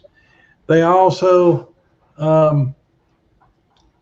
they compared on the claws, and they're able to go through and where the claws had raked down their ribs and stuff like that, they were able to tell that if they were, you know, straighter or real curved like a bear, and or narrow on the ends like a cougar. And they did a lot of comparison of the claw marks, and they said it was the same type of animal that killed the family in 83 is what killed that deer hunter. Wow. And you know, they made sure that they knew exactly what it was. And I imagine they probably took, you know, I don't know what kind of DNA samples they could have taken or whatever in 1991, but 1990, but or you know, late 89. But I'm sure there are samples out there. I mean, I'd bet money on it that there are DNA and, you know, tissue samples and a bunch of stuff like that hidden around. And, you know, they and I'm wondering, I'd like to know, I never did find out a whole lot of details on, you know, the one that Mark had investigated. It happened in 02, 03. And I was up in northern Missouri at the time and didn't get involved in it. And then because, to tell you the truth, I didn't even know it right then that there had even been another incident. And Mark and I had just met about that time, and you know, he didn't tell me a whole lot. Mark had to get to know you pretty good before he shared information with you. And it wasn't until years later that we got to talking and you know, talking about some stuff. And like I said, it didn't take us long to figure out that, or it didn't take me very long to figure out that the timelines weren't matching up right. And then it took, you know, more years after that for me to figure out that hey, there was 2 incidences up there, at least 2. I mean, there may be. I got a feeling there's a lot more that we've never heard anything about. So do I. Mm-hmm. Yeah. Yeah. Thank you, Skidder. Appreciate that. Thank you, brother. Thank you, man. Yeah. It goes towards the meet and greet. Yeah. So let's see. Did I get through with the details of the hunter? I will say this. Let me say something about this location where the deer hunter was killed. All right. Fast forward about 10, 11 years, something like that. And me and Dan Rickey and Vicky Fulcher and maybe 1 or 2 other people were up there. And we went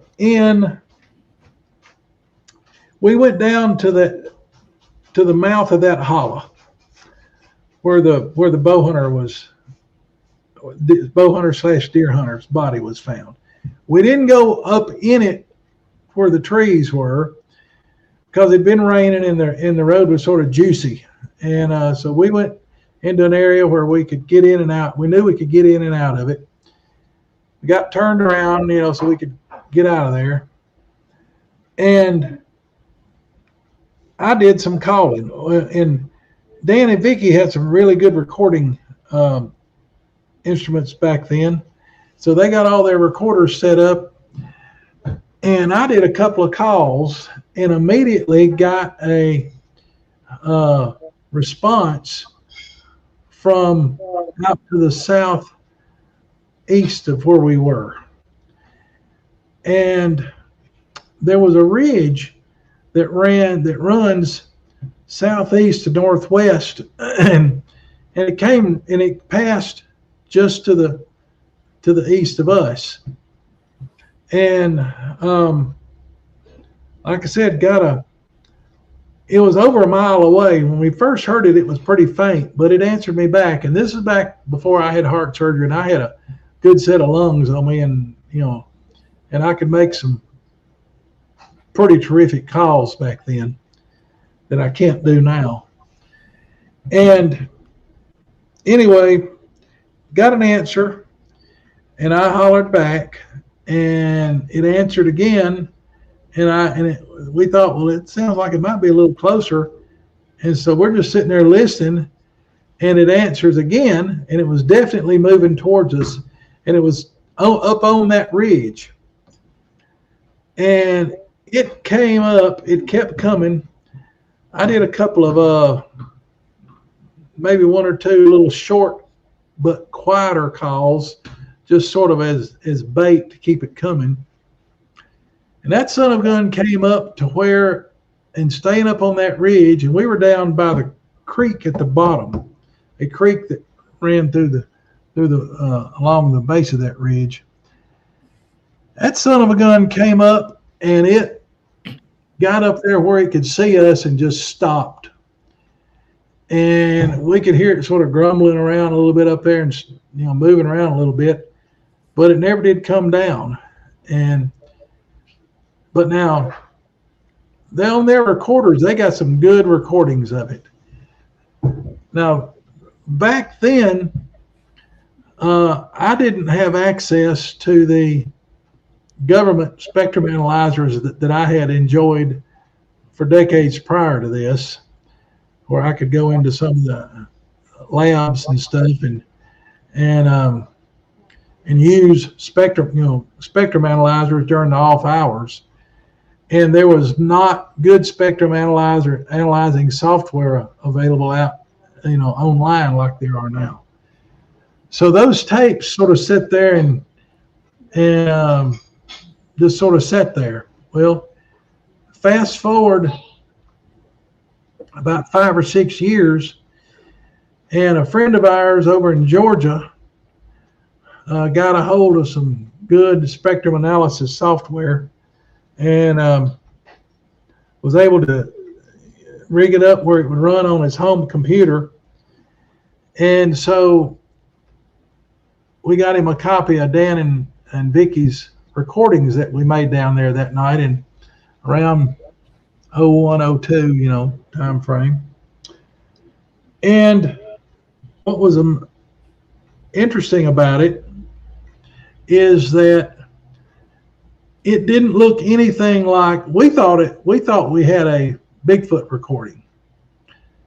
It didn't look like anything that we had recorded before. The spectrum was different. It was broken up into distinct, very distinct narrow bandwidths.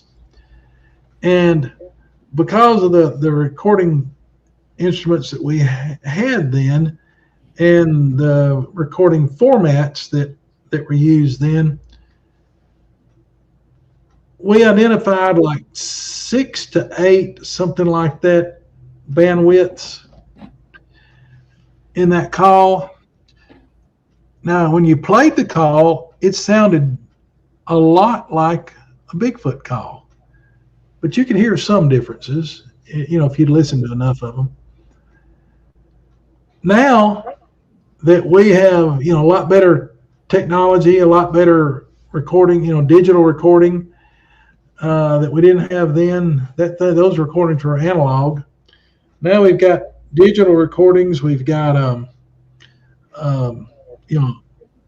all kind of spectrum analyzing software. We know now when we're recording, we always record in RAW or a WAV format. We do not record in MP3.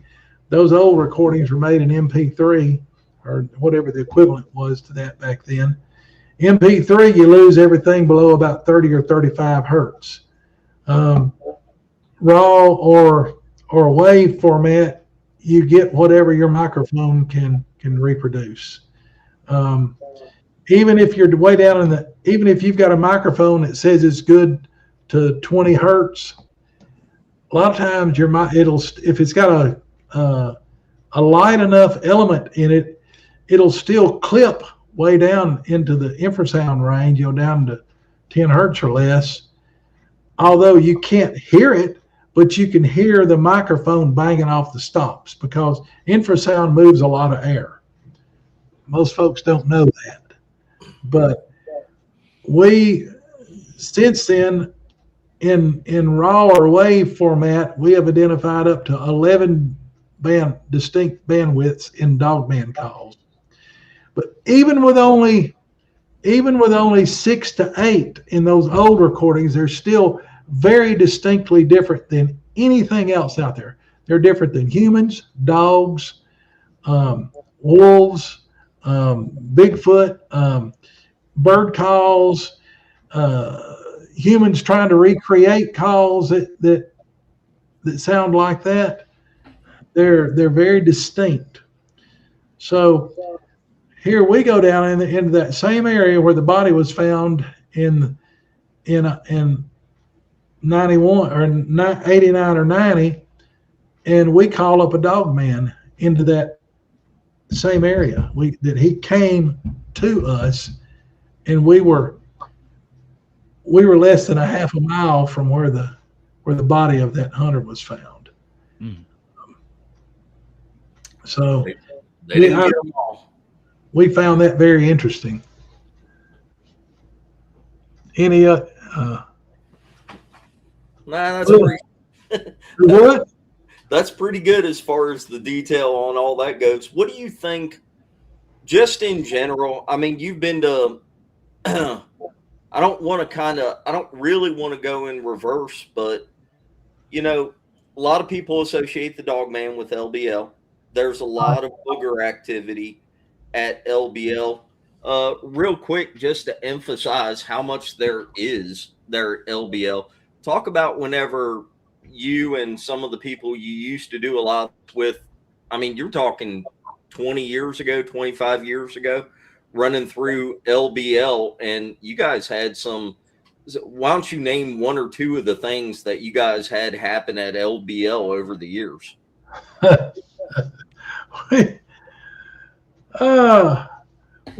of the funniest ones that drove Dan and I crazy for years, and we still never solved it. There's a particular location that Greg's been with me there, and there's some old fire towers out there on LBL, and there's one particular one that almost every time we go there, we'll do a call, and we call it the whoops. We'll get this little answer back, whoop, like that. And not just one, but it'll answer from like 3 or 4 different locations sometimes.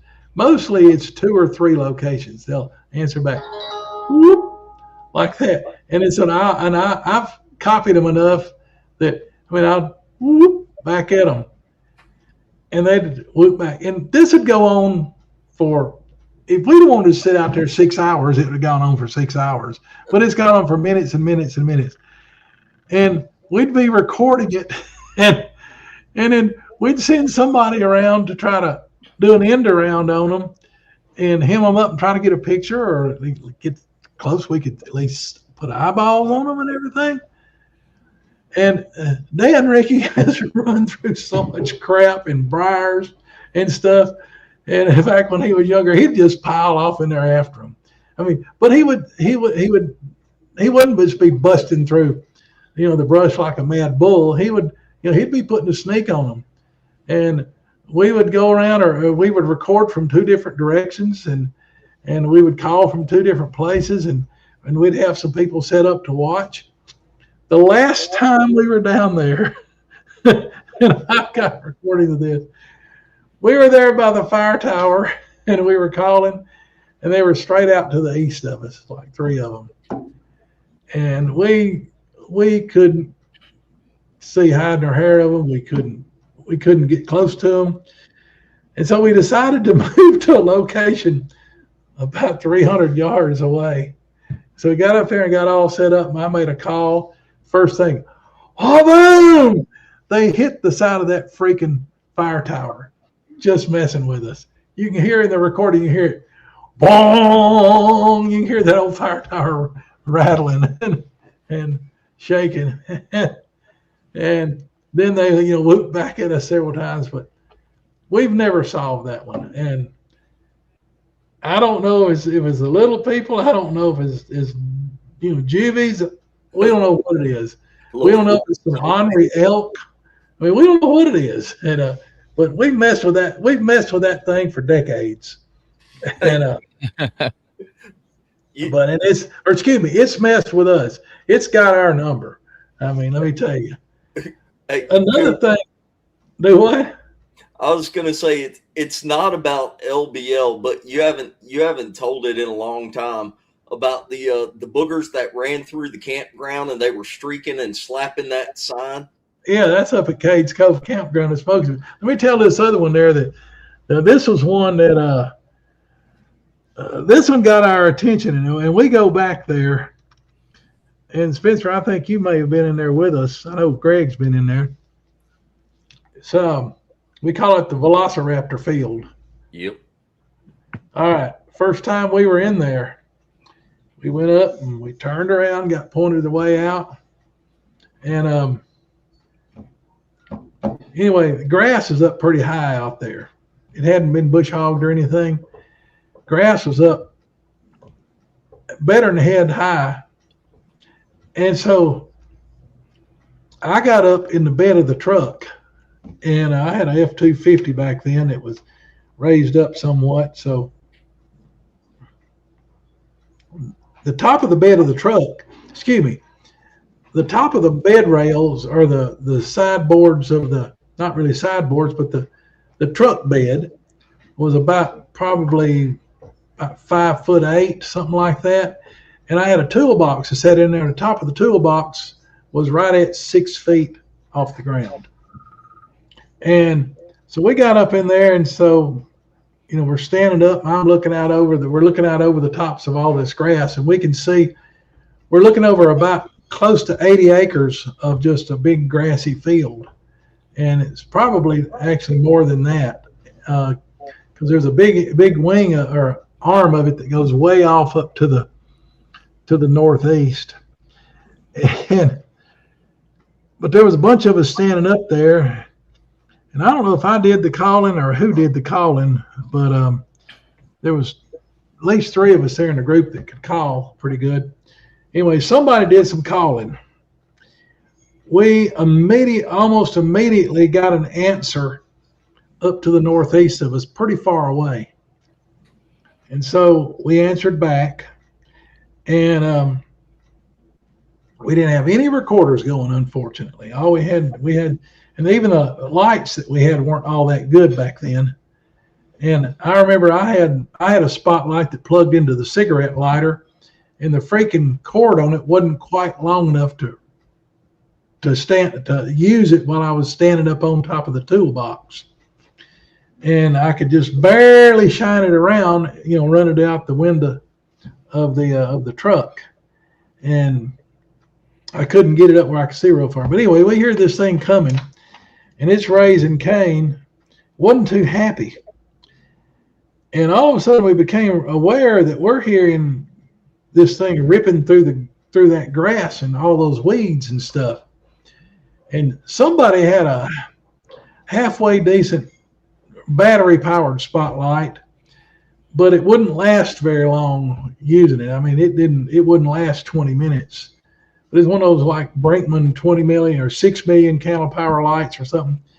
Anyway, they clicked that bad boy on and shined it out there, and oh my God, it was like there were these paths ripping through that grass, just like in the original Jurassic Park movie where the people are going through that big grassy field and they show an aerial view and you can see the velociraptors coming in on them. That's what it looked like. Now, it wasn't coming directly at us, but it was coming in a sort of an arc that was getting closer to us. It was like it was trying to sort of maybe get downwind of us or something, but it was coming close. And when it got out there and this thing was moving. I mean, this thing was probably doing 25, 30 miles an hour through that crap.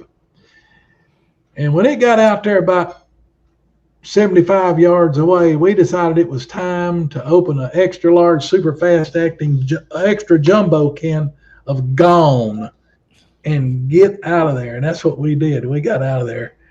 And I guess it got mad at us. We've never been able to get that kind of reaction in that field since then. But that was pretty hair raising because that son of a gun was coming in fast. I mean, really fast.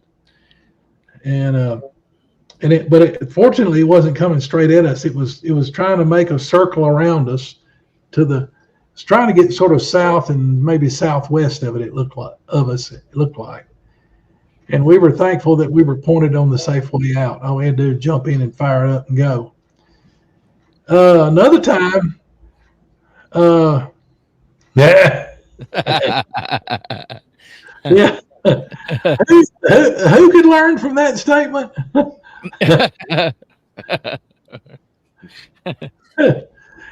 Well, you sort of made up for it with the thermal imaging, though, Spencer. I guess everybody's heard that story. They've heard it enough. Another one that now we do have the recording of that. In fact, I've got it here on this computer, and I don't know if I can play it loud enough that y'all can hear it. But anyway, we were out on a peninsula up there in the north end, and like I said, we got up there, we got all the vehicles turned around, and there was probably about 8 or 10 of us up there. And I did a couple of calls, and we got an answer way back off to the southeast and at a distance. And or maybe it's probably more like straight east of us. And in just a minute, it called again, and it was definitely closer. And I had made 3 calls, and there's none of them on the tape, but it's what's on the tape is the thing coming closer, and it's getting closer and closer and closer. And you can hear Larry Porch say, it's answering back just like you called it, and it's getting closer, or something like that. We're like, yeah. And then we hear, I think Jimmy Hosmer say, there's your bugger. And we hear Vicky say, you hear that? It's getting closer. And I'm like, yeah. And then another one starts up. Then we realize that we've got a really narrow little piece of a causeway to get across to get out of that place. And that dude's got us hemmed in up there. And we better make a run for it while we can still get out. Because the closer it came, the louder it was getting. And not because it was just the loudness of getting closer. It was getting more excited. And we decided that we needed to get out of there. So we left before it was up in our faces. But if you turn the volume up real loud and you can hear the people talking, it's a funny recording. But at the time, it wasn't too funny. The Velociraptor field is where we have the recording of the first time Bama was at LBL. And I think Larry did the calls, and we got a reply. Not the super huge wide field that's to the west, but the deep field that's to the east, where Right.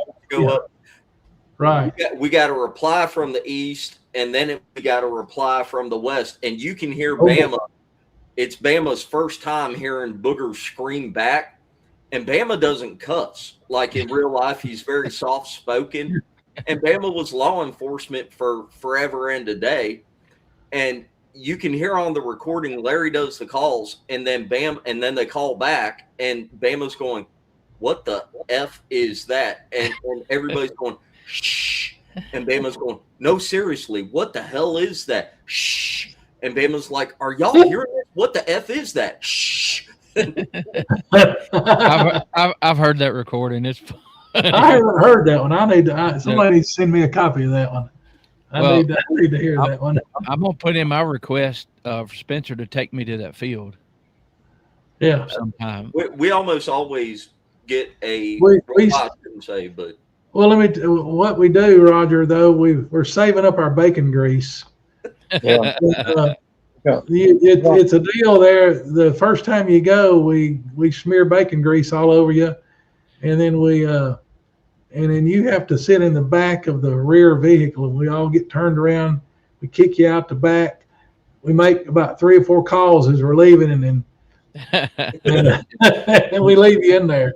And of course, I got to wear a yellow shirt, right? Yeah, yellow shirt and red pants, and half a bottle of canoe.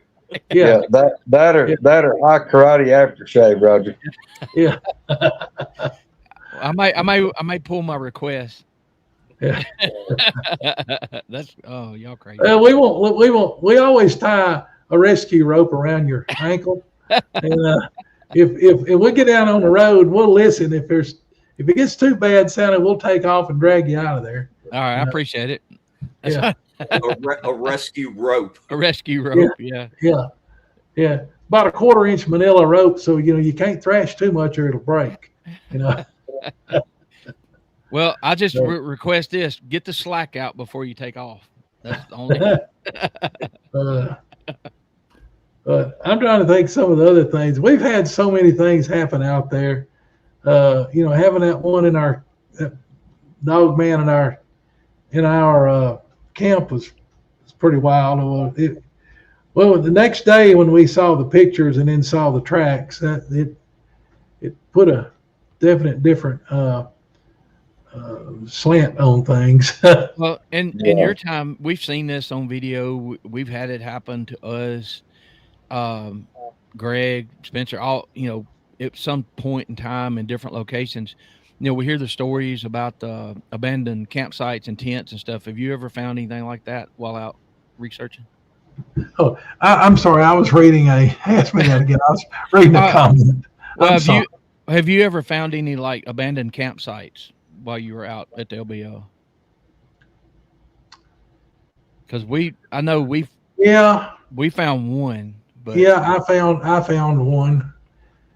I know a lot of people have heard the old stories. It's sort of gone away since they got in there, tore them out. There was a National Guard training area up in the north end where they built a whole bunch of, I wouldn't say a whole bunch. They built a little complex of concrete pillboxes, and it was for training National Guard troops that were going to overseas in the Korean War. And there was a whole bunch of people that were saying that those were built when they were wiping out the dog men and stuff. No, that's not true. They were built during the Korean War, and they were for training National Guards on how to do overlapping fields of fire, because the North Koreans and the Chinese were known for making these mass human wave charges, and they were set up sort of like they would be building pillboxes or revetments or foxholes and crap like that in real life over there. But anyway, people would find those things and have come up with all these wild stories. But it was Sandy's out in the backyard calling the dogs. Anyway, that was, people were just confused. But I went in there one time by myself. I had heard that they were tearing them out, and I walked in there one time by myself, and I found where somebody had been camping in one of them, and had just gone off and left all their gear. Wow. And inside of one of them. So the next time I went back, in fact, I had to crawl across. Used to, you could just drive really close. The next time I went, the road they had a cable across it, and I had to, get out and walk and cross over the cable. And there were some of them all the way gone, and some of them were busted up into pieces. The next time I went up there, the freaking road that went into that area, not only was it gone, but the roads on either side where you used to be able to drive through there were gone. And but they change stuff in there all the time. I know we documented three there was already one dome in there, deep underground military base. We've documented 3 other facilities that have been built in there. And I know while they were under construction, it was real easy to find them. You could drive right in there to a gate, and you could drive right up to the gate and see all the stuff that they were doing. And you could even see it a lot of it on Google Earth. And now you can't even get near 2 of them. And the one that you can get near, it's all blocked off and, gated off. And I've heard of somebody that came in there in a boat and approached it in a boat and got out before they even hardly got off the beach. They were accosted by some kind of personnel. But hey, I had not heard until I spoke to you, whatever it was yesterday or the day before, where you were telling me about like how they quadrant off that area. You know where I'm talking about, but that area up there where they block it off so that nobody can get in there, even like where they put buoys out in the water. Explain that to everybody just so they understand. Well, they have areas there where they have it's closed to hunting, but the times that it closed are earlier and beyond the hunting season. And it just so happens it coincides with what we believe the times are that during their breeding season and during when they have their little ones, their birthing season. And they not only close the land, they close down the river out there. You're not, you're not allowed to duck hunt or anything like that out in there and do any kind of sporting stuff.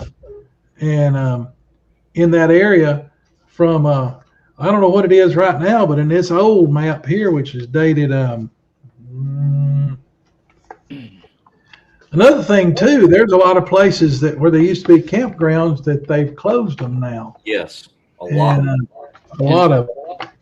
You know what popped in my head when you're telling that story is this map here is dated February of 2009, and I've got them that go all the way back a lot older than this. But go ahead, Roger. Well, I just when you're talking, what popped in my head several times we've been to Florida, and the sea turtles are giving birth, and they're so strict on where you can go and the lights you can use and all that. And it sounds very similar. I mean, that's right. Yeah. Well, this one right here is dated. Sounds exactly. A big chunk of the river is closed. And a big chunk of, Lake Barkley is closed from November the 1st to February the 15th. And then there's a bunch of like Fulton Bay, Honker Lake, bunch of, some of them go all the way over just about to the far side of the lake. I mean, they all go. It goes out to the old main channel of the river. Is all closed, and Energy Lake, it's closed. It may be closed all the time. I don't know, but but they've got these closed off areas out there, and you can ask some people about. We had a couple of people in our group that one person was a unwilling passenger or an unhappy passenger, and the other one was driving, and we were driving on some back roads right there, and I just happened to notice one of these little postcard size signs, and it had a red strip across the top, and it said U.S. government, and written in black, U.S. government property. Well, no, red strip on the top, and then underneath that a section of white about that big, and it said U.S. government property, keep out. And then we went just a little bit further, and there was one, and it was worded a little bit more clearly. And we had walkie-talkies. I got on the walkie-talkie, and I said, hey, we need to turn around and get out of here now. Oh, no, it'll be okay. I said, no. If it's got these signs out here, I'd seen this too many times out west when I was poking around in places I wasn't supposed to be. And you come across a sign like that, even though there's no gate and no fence, you better pay attention to it. And I turned my truck around, and this is a narrow little 2-lane road. It took me about 7 jukes trying to turn that big F-250 around. I finally got it turned around. I got out of there, and I ran up the road a ways where I was about 600-700 yards away, and I turned around and pulled off and shut my lights off just so I could see down there. And man, I no sooner got turned around and got my lights turned off, here came a Ranger vehicle hauling butt down the Trace Road, blue lights on. They stomped on the brakes and whooped around in that, and took off down that road and went down there and caught those 2 people down in that area and held them for about 45 minutes. And while they searched their vehicle and chewed them out, and they came out of there, and the unhappy passenger was in tears, and the other one came out a little bit more of a believer. But my first trip up there, I found something interesting, and I understand, it could be just not to scare the wildlife, but the first time I ever saw the no fireworks signs when you go down in the hollows and stuff. Yeah, I understand you don't want to disturb the wildlife and stuff, but also hearing you talk about don't shoot it, these things kind of popped in my head also. But have those signs always been there? I mean, is that something new? I'm not sure about that, but I do know this, that there is one public shooting range on LBL, and it's right off of 68. Okay. And it's east of the park headquarters, and like you're going towards KD's, and you don't even you don't go in there unless you've got prior permission. You got to go, sign up and get permission, and then they give you a specific time. And you go in there and fire a firearm in LBL, and you're not in a designated hunting area during a designated hunting season, they're going to be looking for you. I mean, that's you don't mess around in there. Well, we've all seen the signs. We've all seen the military helicopters check our campgrounds out pretty low. So I mean, you're right across. You're right across the river from Fort Campbell. That's almost every time. Yeah. And they know who most of us are, the ones that are really avid researchers. Yeah. I do know this. I found out not too long ago that that one of the drill areas, one of the places that they are training areas on the back of Fort Campbell, right next to the river, that they're not using that anymore because of things that went on while they were back there. Really? Yep. Hey, have you ever been in the wildlife management area that is it's more on the south end of LBL? Do you know where I'm talking about? Yeah. Yeah, it's let me see what the name of it is. Get out my old trusty map here. My memory augmentation. Well, you got Bear Creek State Natural Area, and then you got the Devil's Backbone State Natural Area, and then you've got, well, a lot of the whole thing is marked off into hunt zones and no hunt zones. And the further is the Devil's Backbone a no hunting zone or a hunting zone? No, it's in hunt zone 16. Okay. Yeah. Let me verify that it's designated as a state natural area. It doesn't. I'm talking about. It's green. If there is a, let me see here. I was thinking that there was a. All right, that one is. That's a demonstration area there. I don't know if that's a no hunt zone or not. Yes. There is. Larry knows. Okay, there is a nature watch area, which just happens to take in what used to be hunt zone 17 and hunt zone 18, which is bordered by Mulberry Flats Road on the south and Silver Trail Road on the north. And it goes all the way up into that interesting closed area of Honker Bay and Honker Lake and Fulton Bay.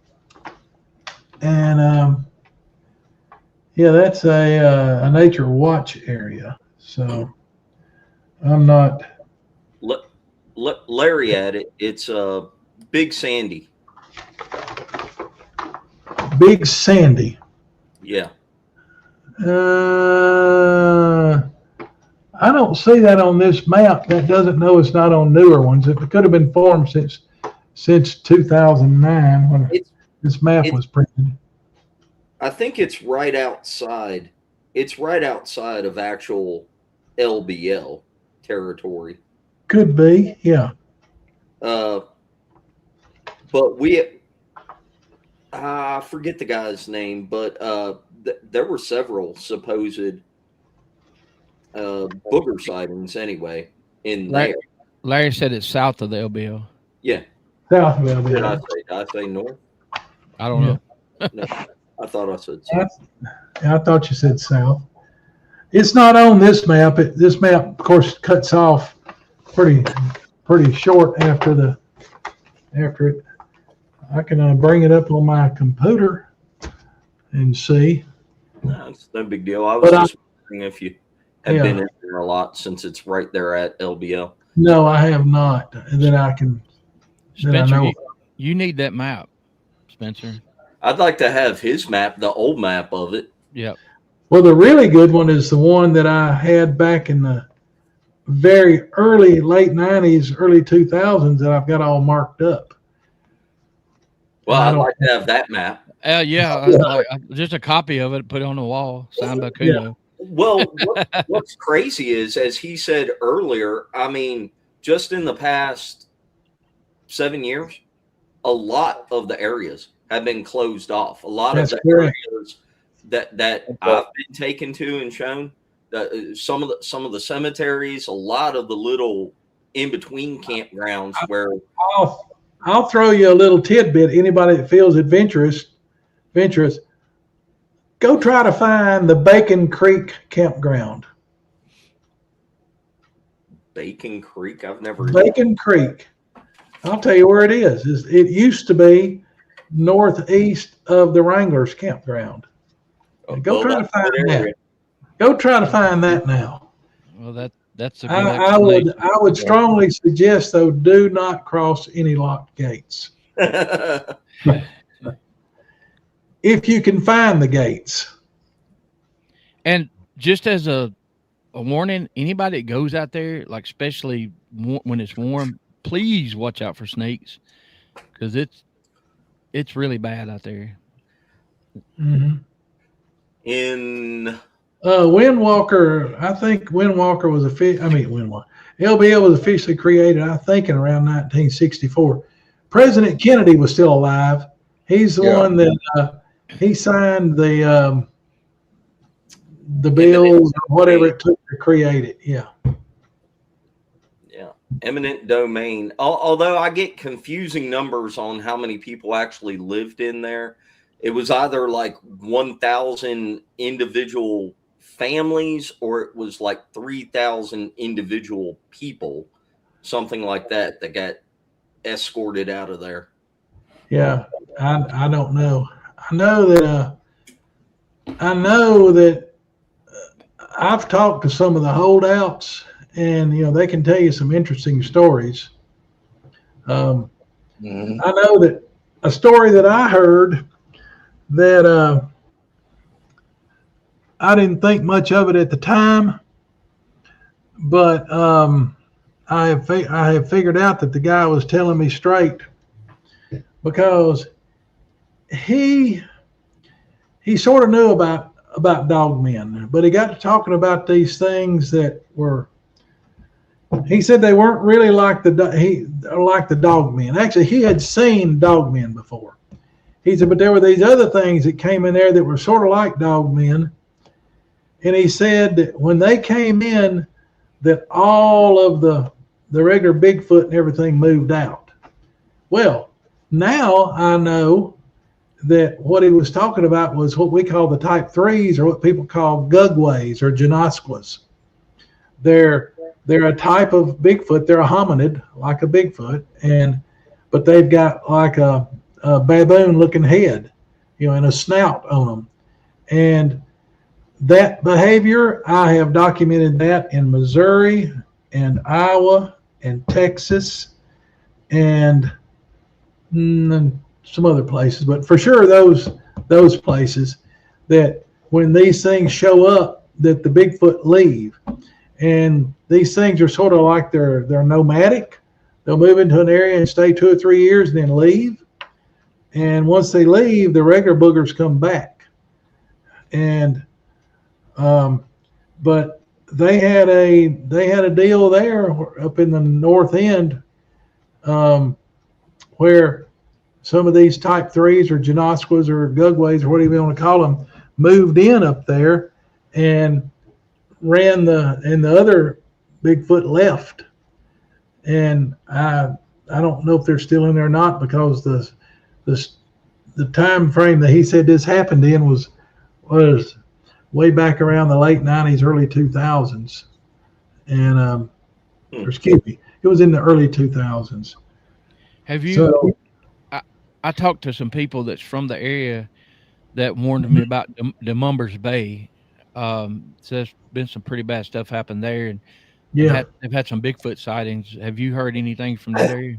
Yes, I know that's one of the few places that I've been with just a couple of us in there, and that we couldn't stay in there.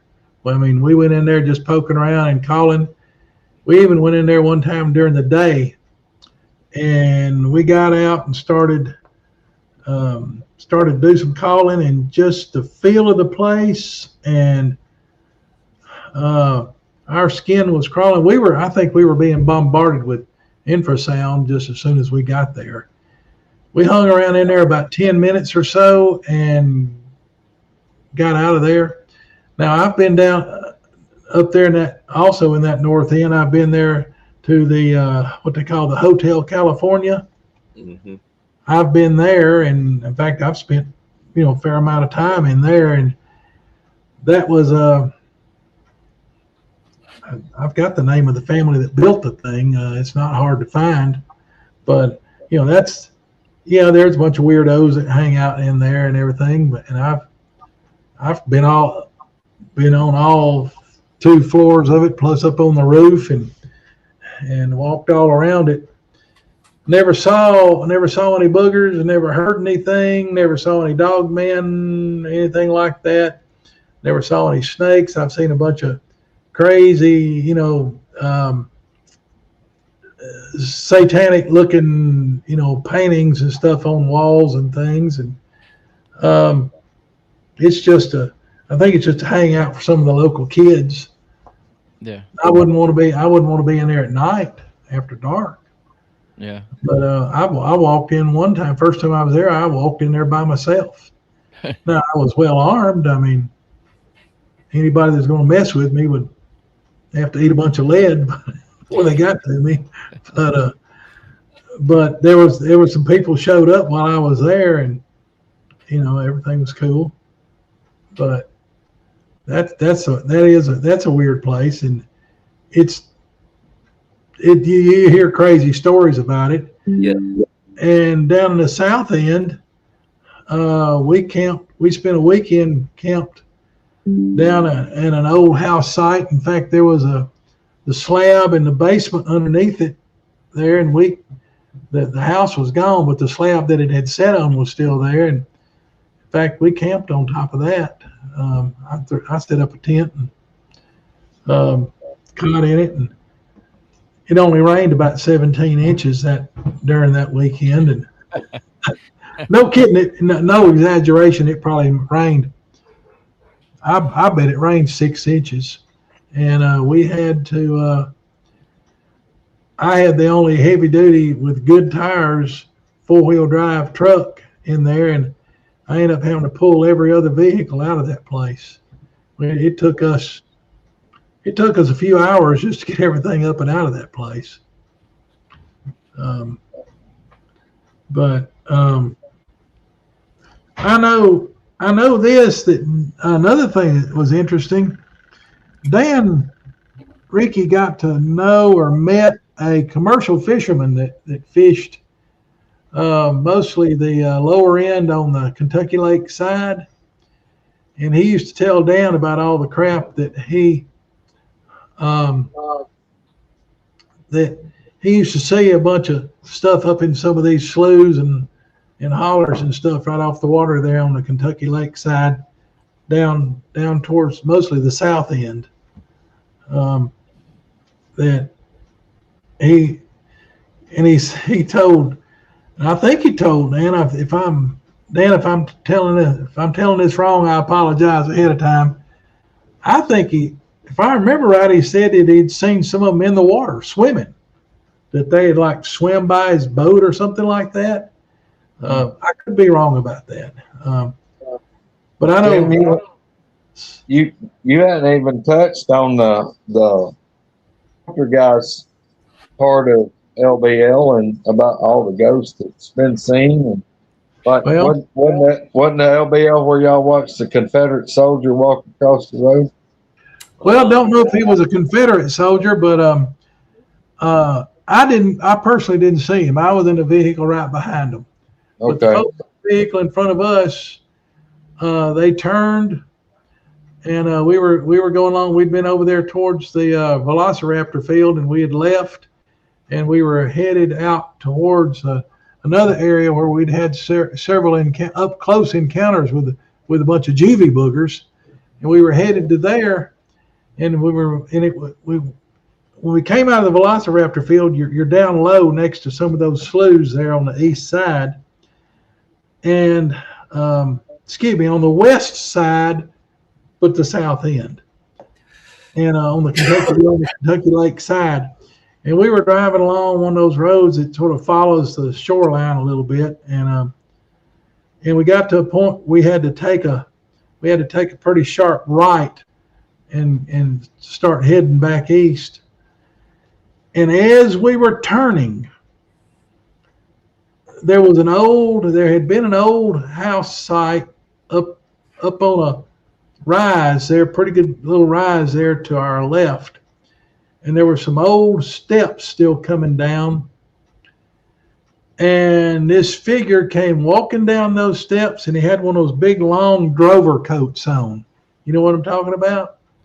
Yeah. Like a big canvas coat that, and he had like a cowboy style hat, and he came down those steps and walked right across the road in front of the truck in front of me, and they had their lights on him, and there was nothing below his knees. You couldn't see everything just sort of faded out below his knees. And he went across the road right in front of him and off through the brush on the on the right side of the road, and disappeared out into a brushy area. I didn't see him, but I saw the reaction of the people in front of me. It scared the bejeebers out of them. And but I think 4 people in that truck saw it, and I know at least 3 did. Yeah. I know one of them's name, but I don't know the others. I can't remember who the other ones were in there. But and that's all I got to say about that. Damn it, Roger, asking a tricky question. Yeah. Well, but yes, there's a lot of ghost sightings up there. I talked to a guy that had, where the Jenny Ridge picnic area is, across the road, sort of across the road and up a little bit from the entrance to the elk enclosure. I think it's Jenny Ridge. There's a picnic grounds there, and there was a guy who, let me see here, just a second, make sure I ain't telling a lie. There it is right there. Jenny Ridge. There's a Jenny Ridge picnic area. And I talked to a fellow who was coming through there, and he was really, really tired. He had run off the road, just about run off a ditch a couple of times. And he saw that sign for the picnic area, and I think there may be a street light up there, some kind of a light. But anyway, he decided to pull off right there and lay up on a picnic table and catch a few Z's. And he said he was laying up there on that picnic. He was in some kind of a little small car, and he couldn't sleep in the car. It was just too uncomfortable. So I think he threw an air mattress or something up on this concrete picnic table there. And he was laid up on it. And he said he was sound asleep, and something woke him up. And the way he was laying, his feet were pointing to the north on that table. And he said something woke him up. He said he laid there and he listened, didn't hear anything. But he said he couldn't get back to sleep, and he just had to sit up and look around. He said he just sat up. He said he looked around, and he said straight right there in front of him, that was like he said he looked like an Indian.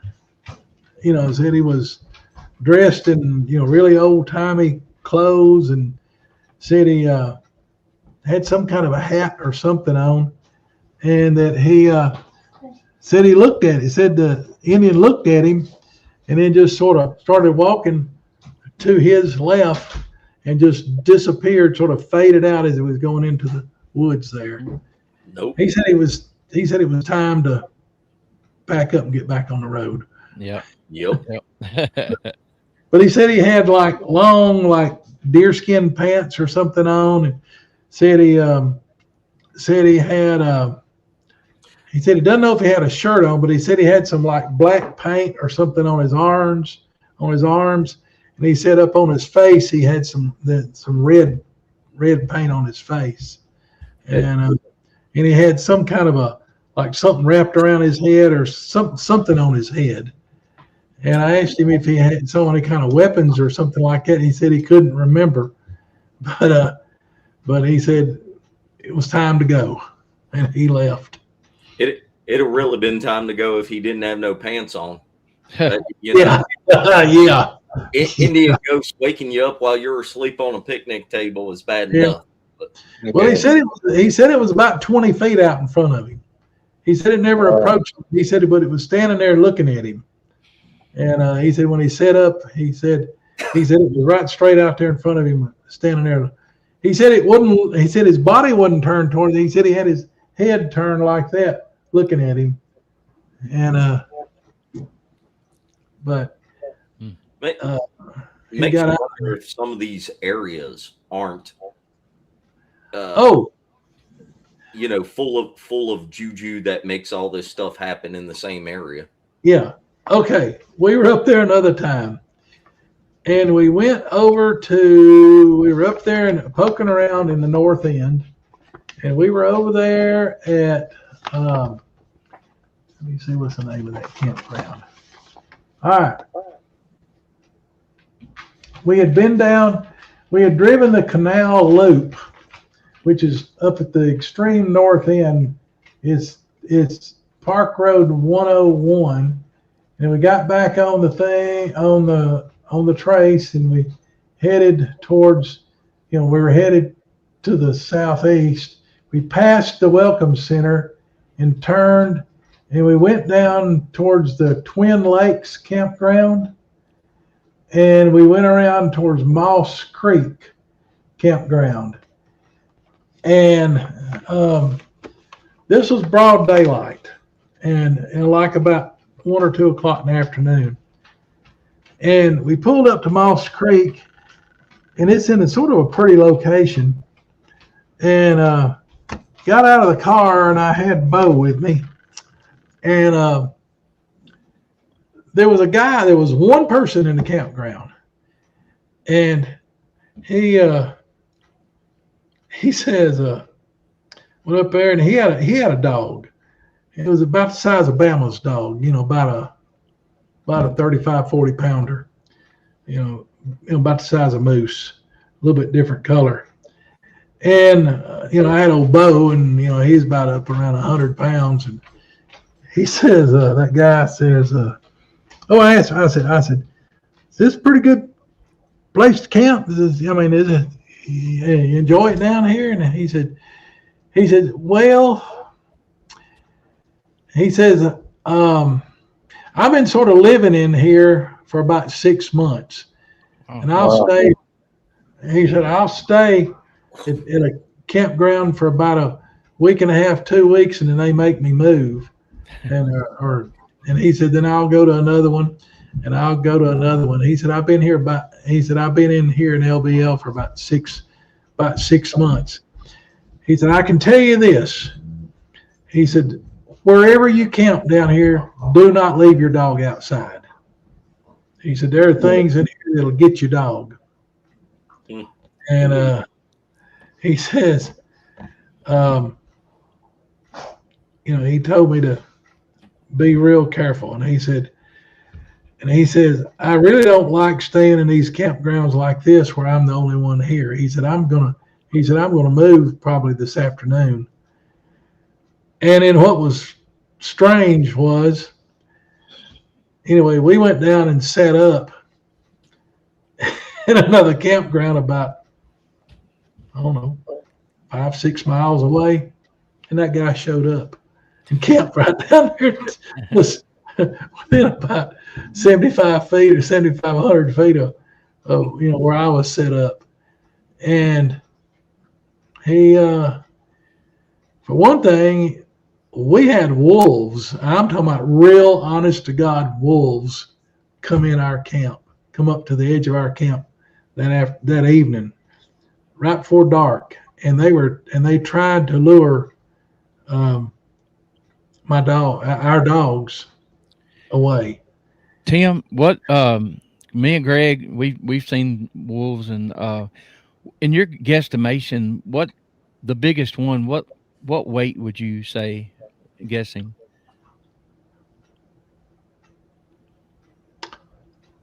Well, they got those, they're so tall on their legs. That's the thing.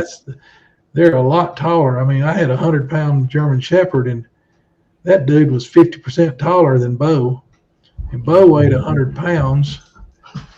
And I don't know. That thing might have weighed 130 pounds, something like that. That's what I was guessing. The one that I saw, Yeah. probably in the 130 to 150 range, and I was Yeah. kind of shooting low because it was one Yeah. of the biggest dogs I've ever seen in my life. There was a female in the group, and she definitely didn't weigh that. She might have weighed 115, 120. But there was a young male that was, I'd say, weighed 130. Now there was a big old alpha, big old male. Now that son of a gun might have been pushing 140, 150. Mm-hmm. He was noticeably the bigger of the biggest one of the bunch. And there were 4 or 5 of them in this little pack that came up. And for the people that say, "Oh, you might have saw a coyote or whatever," the size just takes all that away. No. Proportions are totally different. Oh, it's proof that there are wolves at LBL. Oh yeah. Well, see, they had a red wolf. They had a red wolf recovery program that went on there. They were breeding them, and then when DNA testing came around, they found out that every single one of their test subjects, their breeding subjects, none of them were pure red wolf. They all had some coyote in them, and so they just stopped it. They just kicked them out. But they just stopped the program and just turned them loose. They admit to the red wolves. I mean, that's well documented. But there's been quite a few people that have gotten pictures, and honest to God, it looks like a timber wolf. It doesn't look like a red wolf because red wolves are kind of lanky. My dad and I used to fish down near the mouth of where Big Bear Creek dumps out into the Tennessee River, right down where Alabama, Mississippi, and Tennessee come together. And we used to see a real red wolf very often. Part of his little morning patrol was walking down on the east side of where Big Bear, dumped into the river. He would come walking down that shoreline just about every single morning. In fact, he was very well known in the area. And now that wolf probably only weighed 125 pounds, something like that. Yeah, the red wolves I've seen are smaller, a little smaller. Yeah, he was definitely more lanky. Now, they're not, their coat's not red like a red fox. It's their tail that's got all the red in it. Now, these wolves that we saw there, and I've seen wolves 2 times up close in LBL, and that was one of them. But I've only ever seen one that had the red tail, the reddish colored tail. The rest of them, like you said, look like the timber wolves that you see out west. And I've never seen a wolf at LBL, but a lot of people have gotten pictures of what looks like a timber wolf there. Yeah. But I've seen one that I thought was a red wolf. And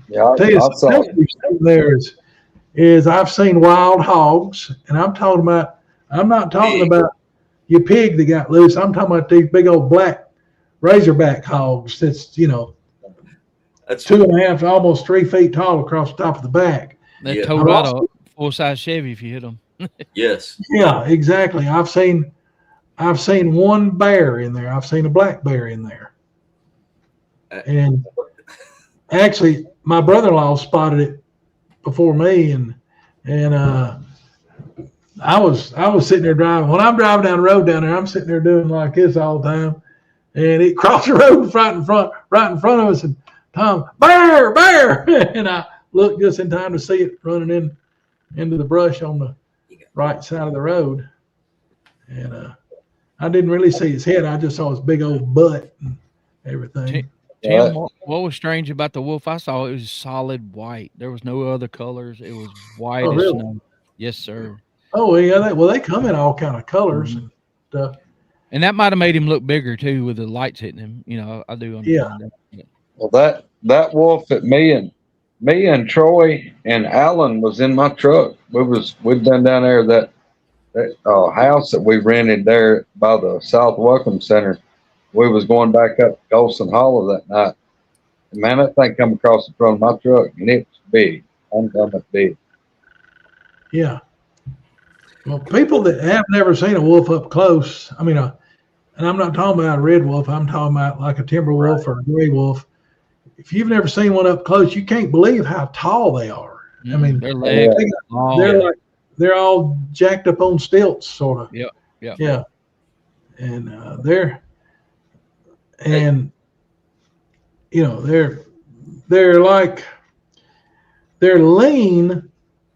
They're not fat. I mean, they're not like a lot of the wolves you see on TV. You know, a lot of these wolves on TV are big pets. They're like old Joe laying up over there on the carpet right now, and they're like that right there. There's Joe and Neefy, the two bad German shepherds, laying there. And these things are lean and lean, mean, killing machines. Yep, no doubt. And I don't want to run up on a hungry wolf. I'm too plump. No. And I can't outrun one either, but I can outrun you maybe for a short while. Sort of. But see, that's why I don't like to go in the woods with Spencer, because he's too skinny. Right. And, too skinny and scrawny. I know there's no way I could outrun him. Yeah, I'll leave you there. That's why we keep Wendell around. Yeah. Wendell's so ornery. They can catch him, but I don't think they'd try to eat him once they got a hold of him. I can see it now. They'll be checking out Spencer's remains, and they'll be going, "Yep, looks like a wolf's got him." I wonder what. Now look right here, this calf of his leg. It looks like a 22 bullet clipped him. It's going to be official cause of death was accident. He fell out of a tree stand or out of a tree. Yes. Yeah. Then they close the campground down. We're right at 3 hours. I think we covered all of the basics of like the Beast of LBL as far as getting the main information out there. And I don't know if Coonbo will be able to make it to the meet and greet or not, but of course there'll be plenty of people there at LBL to go over some of the stuff. And maybe if one of y'all want to see some of the locations, some of the sites or something, maybe we can take some of y'all around and show you some of the areas. But something I wanted to say just to people, that in case they're thinking that the only place these dog men are is LBL, that's true. I started researching seriously back in 1975. The first written report I ever took from anybody, where I interviewed them and then wrote down everything, was in 1978, probably June of '78, and turned out the first one and the second one I took turned out to be dogmen reports, and those are less than 5 miles from where I'm sitting right now. In fact, I think through the woods and everything, as a crow flies, about 3.5 miles from where I'm sitting right now. And this is in northwest Alabama. And so they're all over the place. And I never saw one until 2022. First one I ever saw was just 4 years ago, and it was about 5 miles from here, and but they're all over the place. I've taken dogman reports, multiple places here in Alabama, and Oklahoma, Texas, Tennessee. I mean, just all over. I've researched in 43 out of 50 states. The only ones I haven't researched in is Alaska, Hawaii, Oregon, Montana, Michigan, Connecticut, and South Carolina are the only states that I haven't researched in. And I'd say that I've taken at least one credible dogman report in at least half of those 43 states that I have researched in. And I've also heard them overseas. In fact, talking to people in Europe and over there, I've gotten more dogman / werewolf reports than anything. I mean, there's a tremendous history of those things in France and Belgium and Scotland and England and Wales and then going. I mean, ooh, that's a whole separate show right there. I'd like to hear about some of that. Yeah. I know some of my kinfolks in Scotland, distant kin in Scotland, has got reports of them. Talk about the guys. A bunch of my family's from up on the north and east side of Loch Awe, up in the Highlands, and they've got stories of some people call him the Gray Man, and some people call him the Wonder, but then they got some local names for him. And you know, you watch some of them old werewolf movies on TV, like the old original Hounds of the Baskerville and stuff, and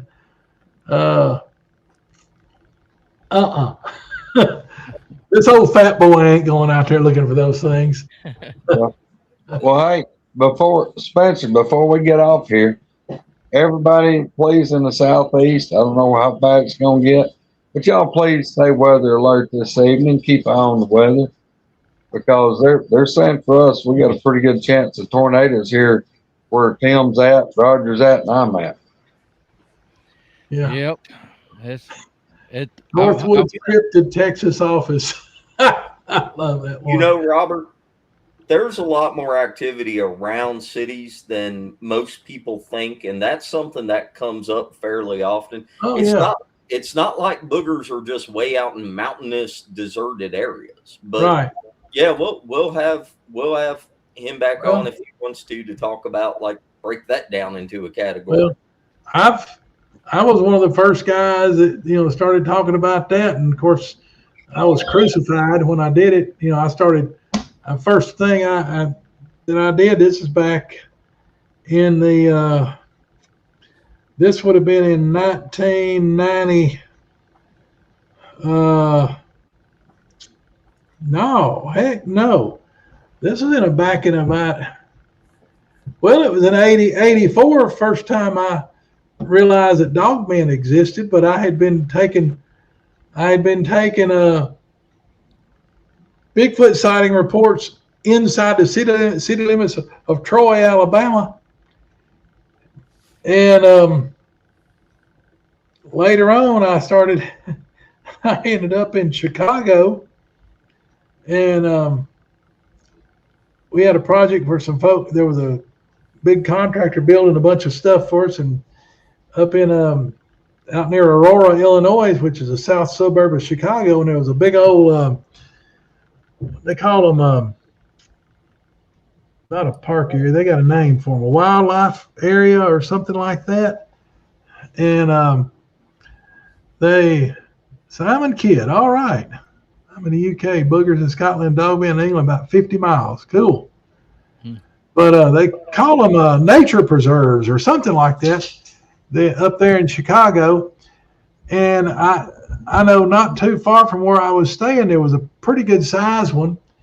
And I was in a little neighborhood Greek restaurant eating lunch one day, and there was these two guys in there, and he was talking about he's walking his dog down the sidewalk past one of these nature preserves or something, and his dog went bonzo, yanking on the leash and barking at something. And he said he looked over there and he was looking, he couldn't see anything, and all of a sudden he said this Bigfoot walked out from behind some brush and trees and went walking back deeper into the woods, and he said his dog decided it was time to go. And so I talked to the guys. Look, turned out, man, I got Bigfoot reports from all over Chicago in these nature preserve things. Let me see. I'm still here. I got to pull up Google Maps and see what they got a name they call those places there in and around Chicago, and I can't remember it. And of course, here it is right here. Yeah, they got let me just go up there. Ain't gonna take me but just a second. Louisville, Kentucky, Indianapolis. But Do we know if Sherry and them's got a show today? I do not know. Yeah, they call them nature preserves and Skipper operator said possibly green belts. yeah, they're green belts. I'm looking at some of them. There's Brookfield Woods, Great Bear Wilderness. I mean, they're all. I mean, if you look at zoom in at a map on Chicago, you got all these big. There's a Salt Creek Woods Nature Preserve. I mean, they're all over around Chicago, and dadgum, I mean, it's amazing how many of them have Bigfoot sightings in them, and there a lot of them are connected by rivers and stuff. And of course, they love the river. I mean, that's a Bigfoot highway, any kind of a river or whatever. There's most of them are referred to as nature preserves. But then some of them will be like, here's one, Cherry Hill Woods, Swallow Cliff Woods. I mean, they got different names, but here's one, Burr Oak Woods, also known as the Cook County Forest Preserve. Here's Forest Preserves of Cook County, another place. But they're they're all over the place. Here's a Barte Grassland and Water Reserve, and here's more forest preserves. But anyway, so I started taking those, and I remember I posted some stuff somewhere in the late '90s about urban Bigfoot. Oh my God, they crucified me.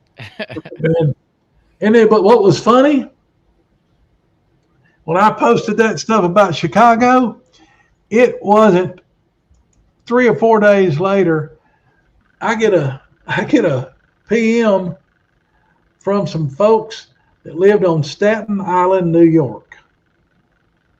Staten Island, New York. How? That had some good sightings.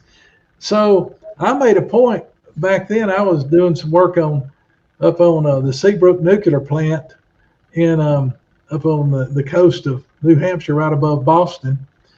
So I was going to drive up there one time, and so I made a point of stopping off at Staten Island on the way up, and I met with some folks, and I talked to about 7 or 8 people that had sightings out on a nature trail that went through a dadgum golf course out there. And thank you, Catherine. And then a guy took me out. There's an old ship graveyard out on the northwest part of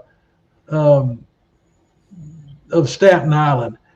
You talk about a creepy place. We went out there and looked around, and I thought, there were probably some homeless people living in some of those old ships. But we saw some tracks and stuff in there and heard some things. And I made a couple of calls down there one night, and I got way more answers than we were expecting. And Really? So, I never did find where the ones that were living that people were seeing on the golf course trails, never did find out exactly where they were living. Now, they could have been living in those old ships and traveling out there. I don't know. But I did some calls, and I definitely got some answers out on freaking Staten Island, New York. Yeah. And there were some people that came on the forum and said, defended me and said, oh yeah, said he called them up. But I've researched them in big cities all over the place, and that's pretty wild. I know Brenda Harris, who's out in New Mexico, people were trying to crucify her for saying that they were, boogers living in the shelter belts and stuff like that around Farmingdale, New Mexico. But she was absolutely correct. Well, I'll let y'all go so you can. That's okay. Brenda Harris has some good stuff. In fact, she was just on Sherry's channel what was it, last week or the week before? Yeah. Well, y'all, we're gonna hop off here. Coonbo will be back on whenever he gets time or whatever. You can ask him more stuff about that. There was somebody, I forget who. Mark is good about going over the prayer list, but there's a lot of people that need your prayers right now. So look, hey, don't forget, y'all, those of y'all that know Crystal, her sister's passed away, so y'all keep her in prayer. Well, Coonbo, thank you for doing the show. Y'all, hope you got something out of that. We'll see a lot of y'all at the meet and greet, and catch y'all next weekend. I'm going to be there if I can. I may not be. I may have to just drive up and hang around during the day one day, and I may not be able to stay overnight, but I'm going to do my best to get up there at least one day. And anyway, give our love and prayers to Sandy also. Coonbo. Yeah, thank you. Everybody's praying for her as well. Thank All right, you. y'all. Everybody have a good night. Thank you for joining us. Talk to you later. Big love, y'all. Bye. See ya. Bye.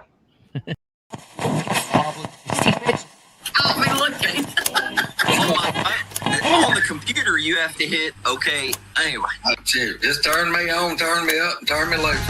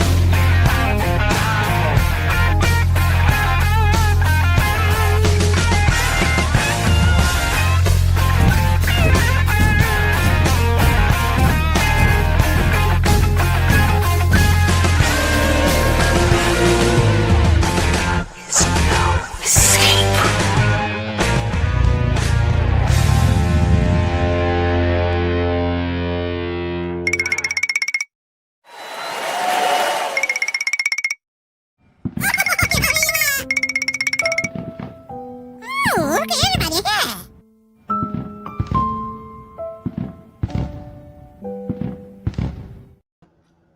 35th episode.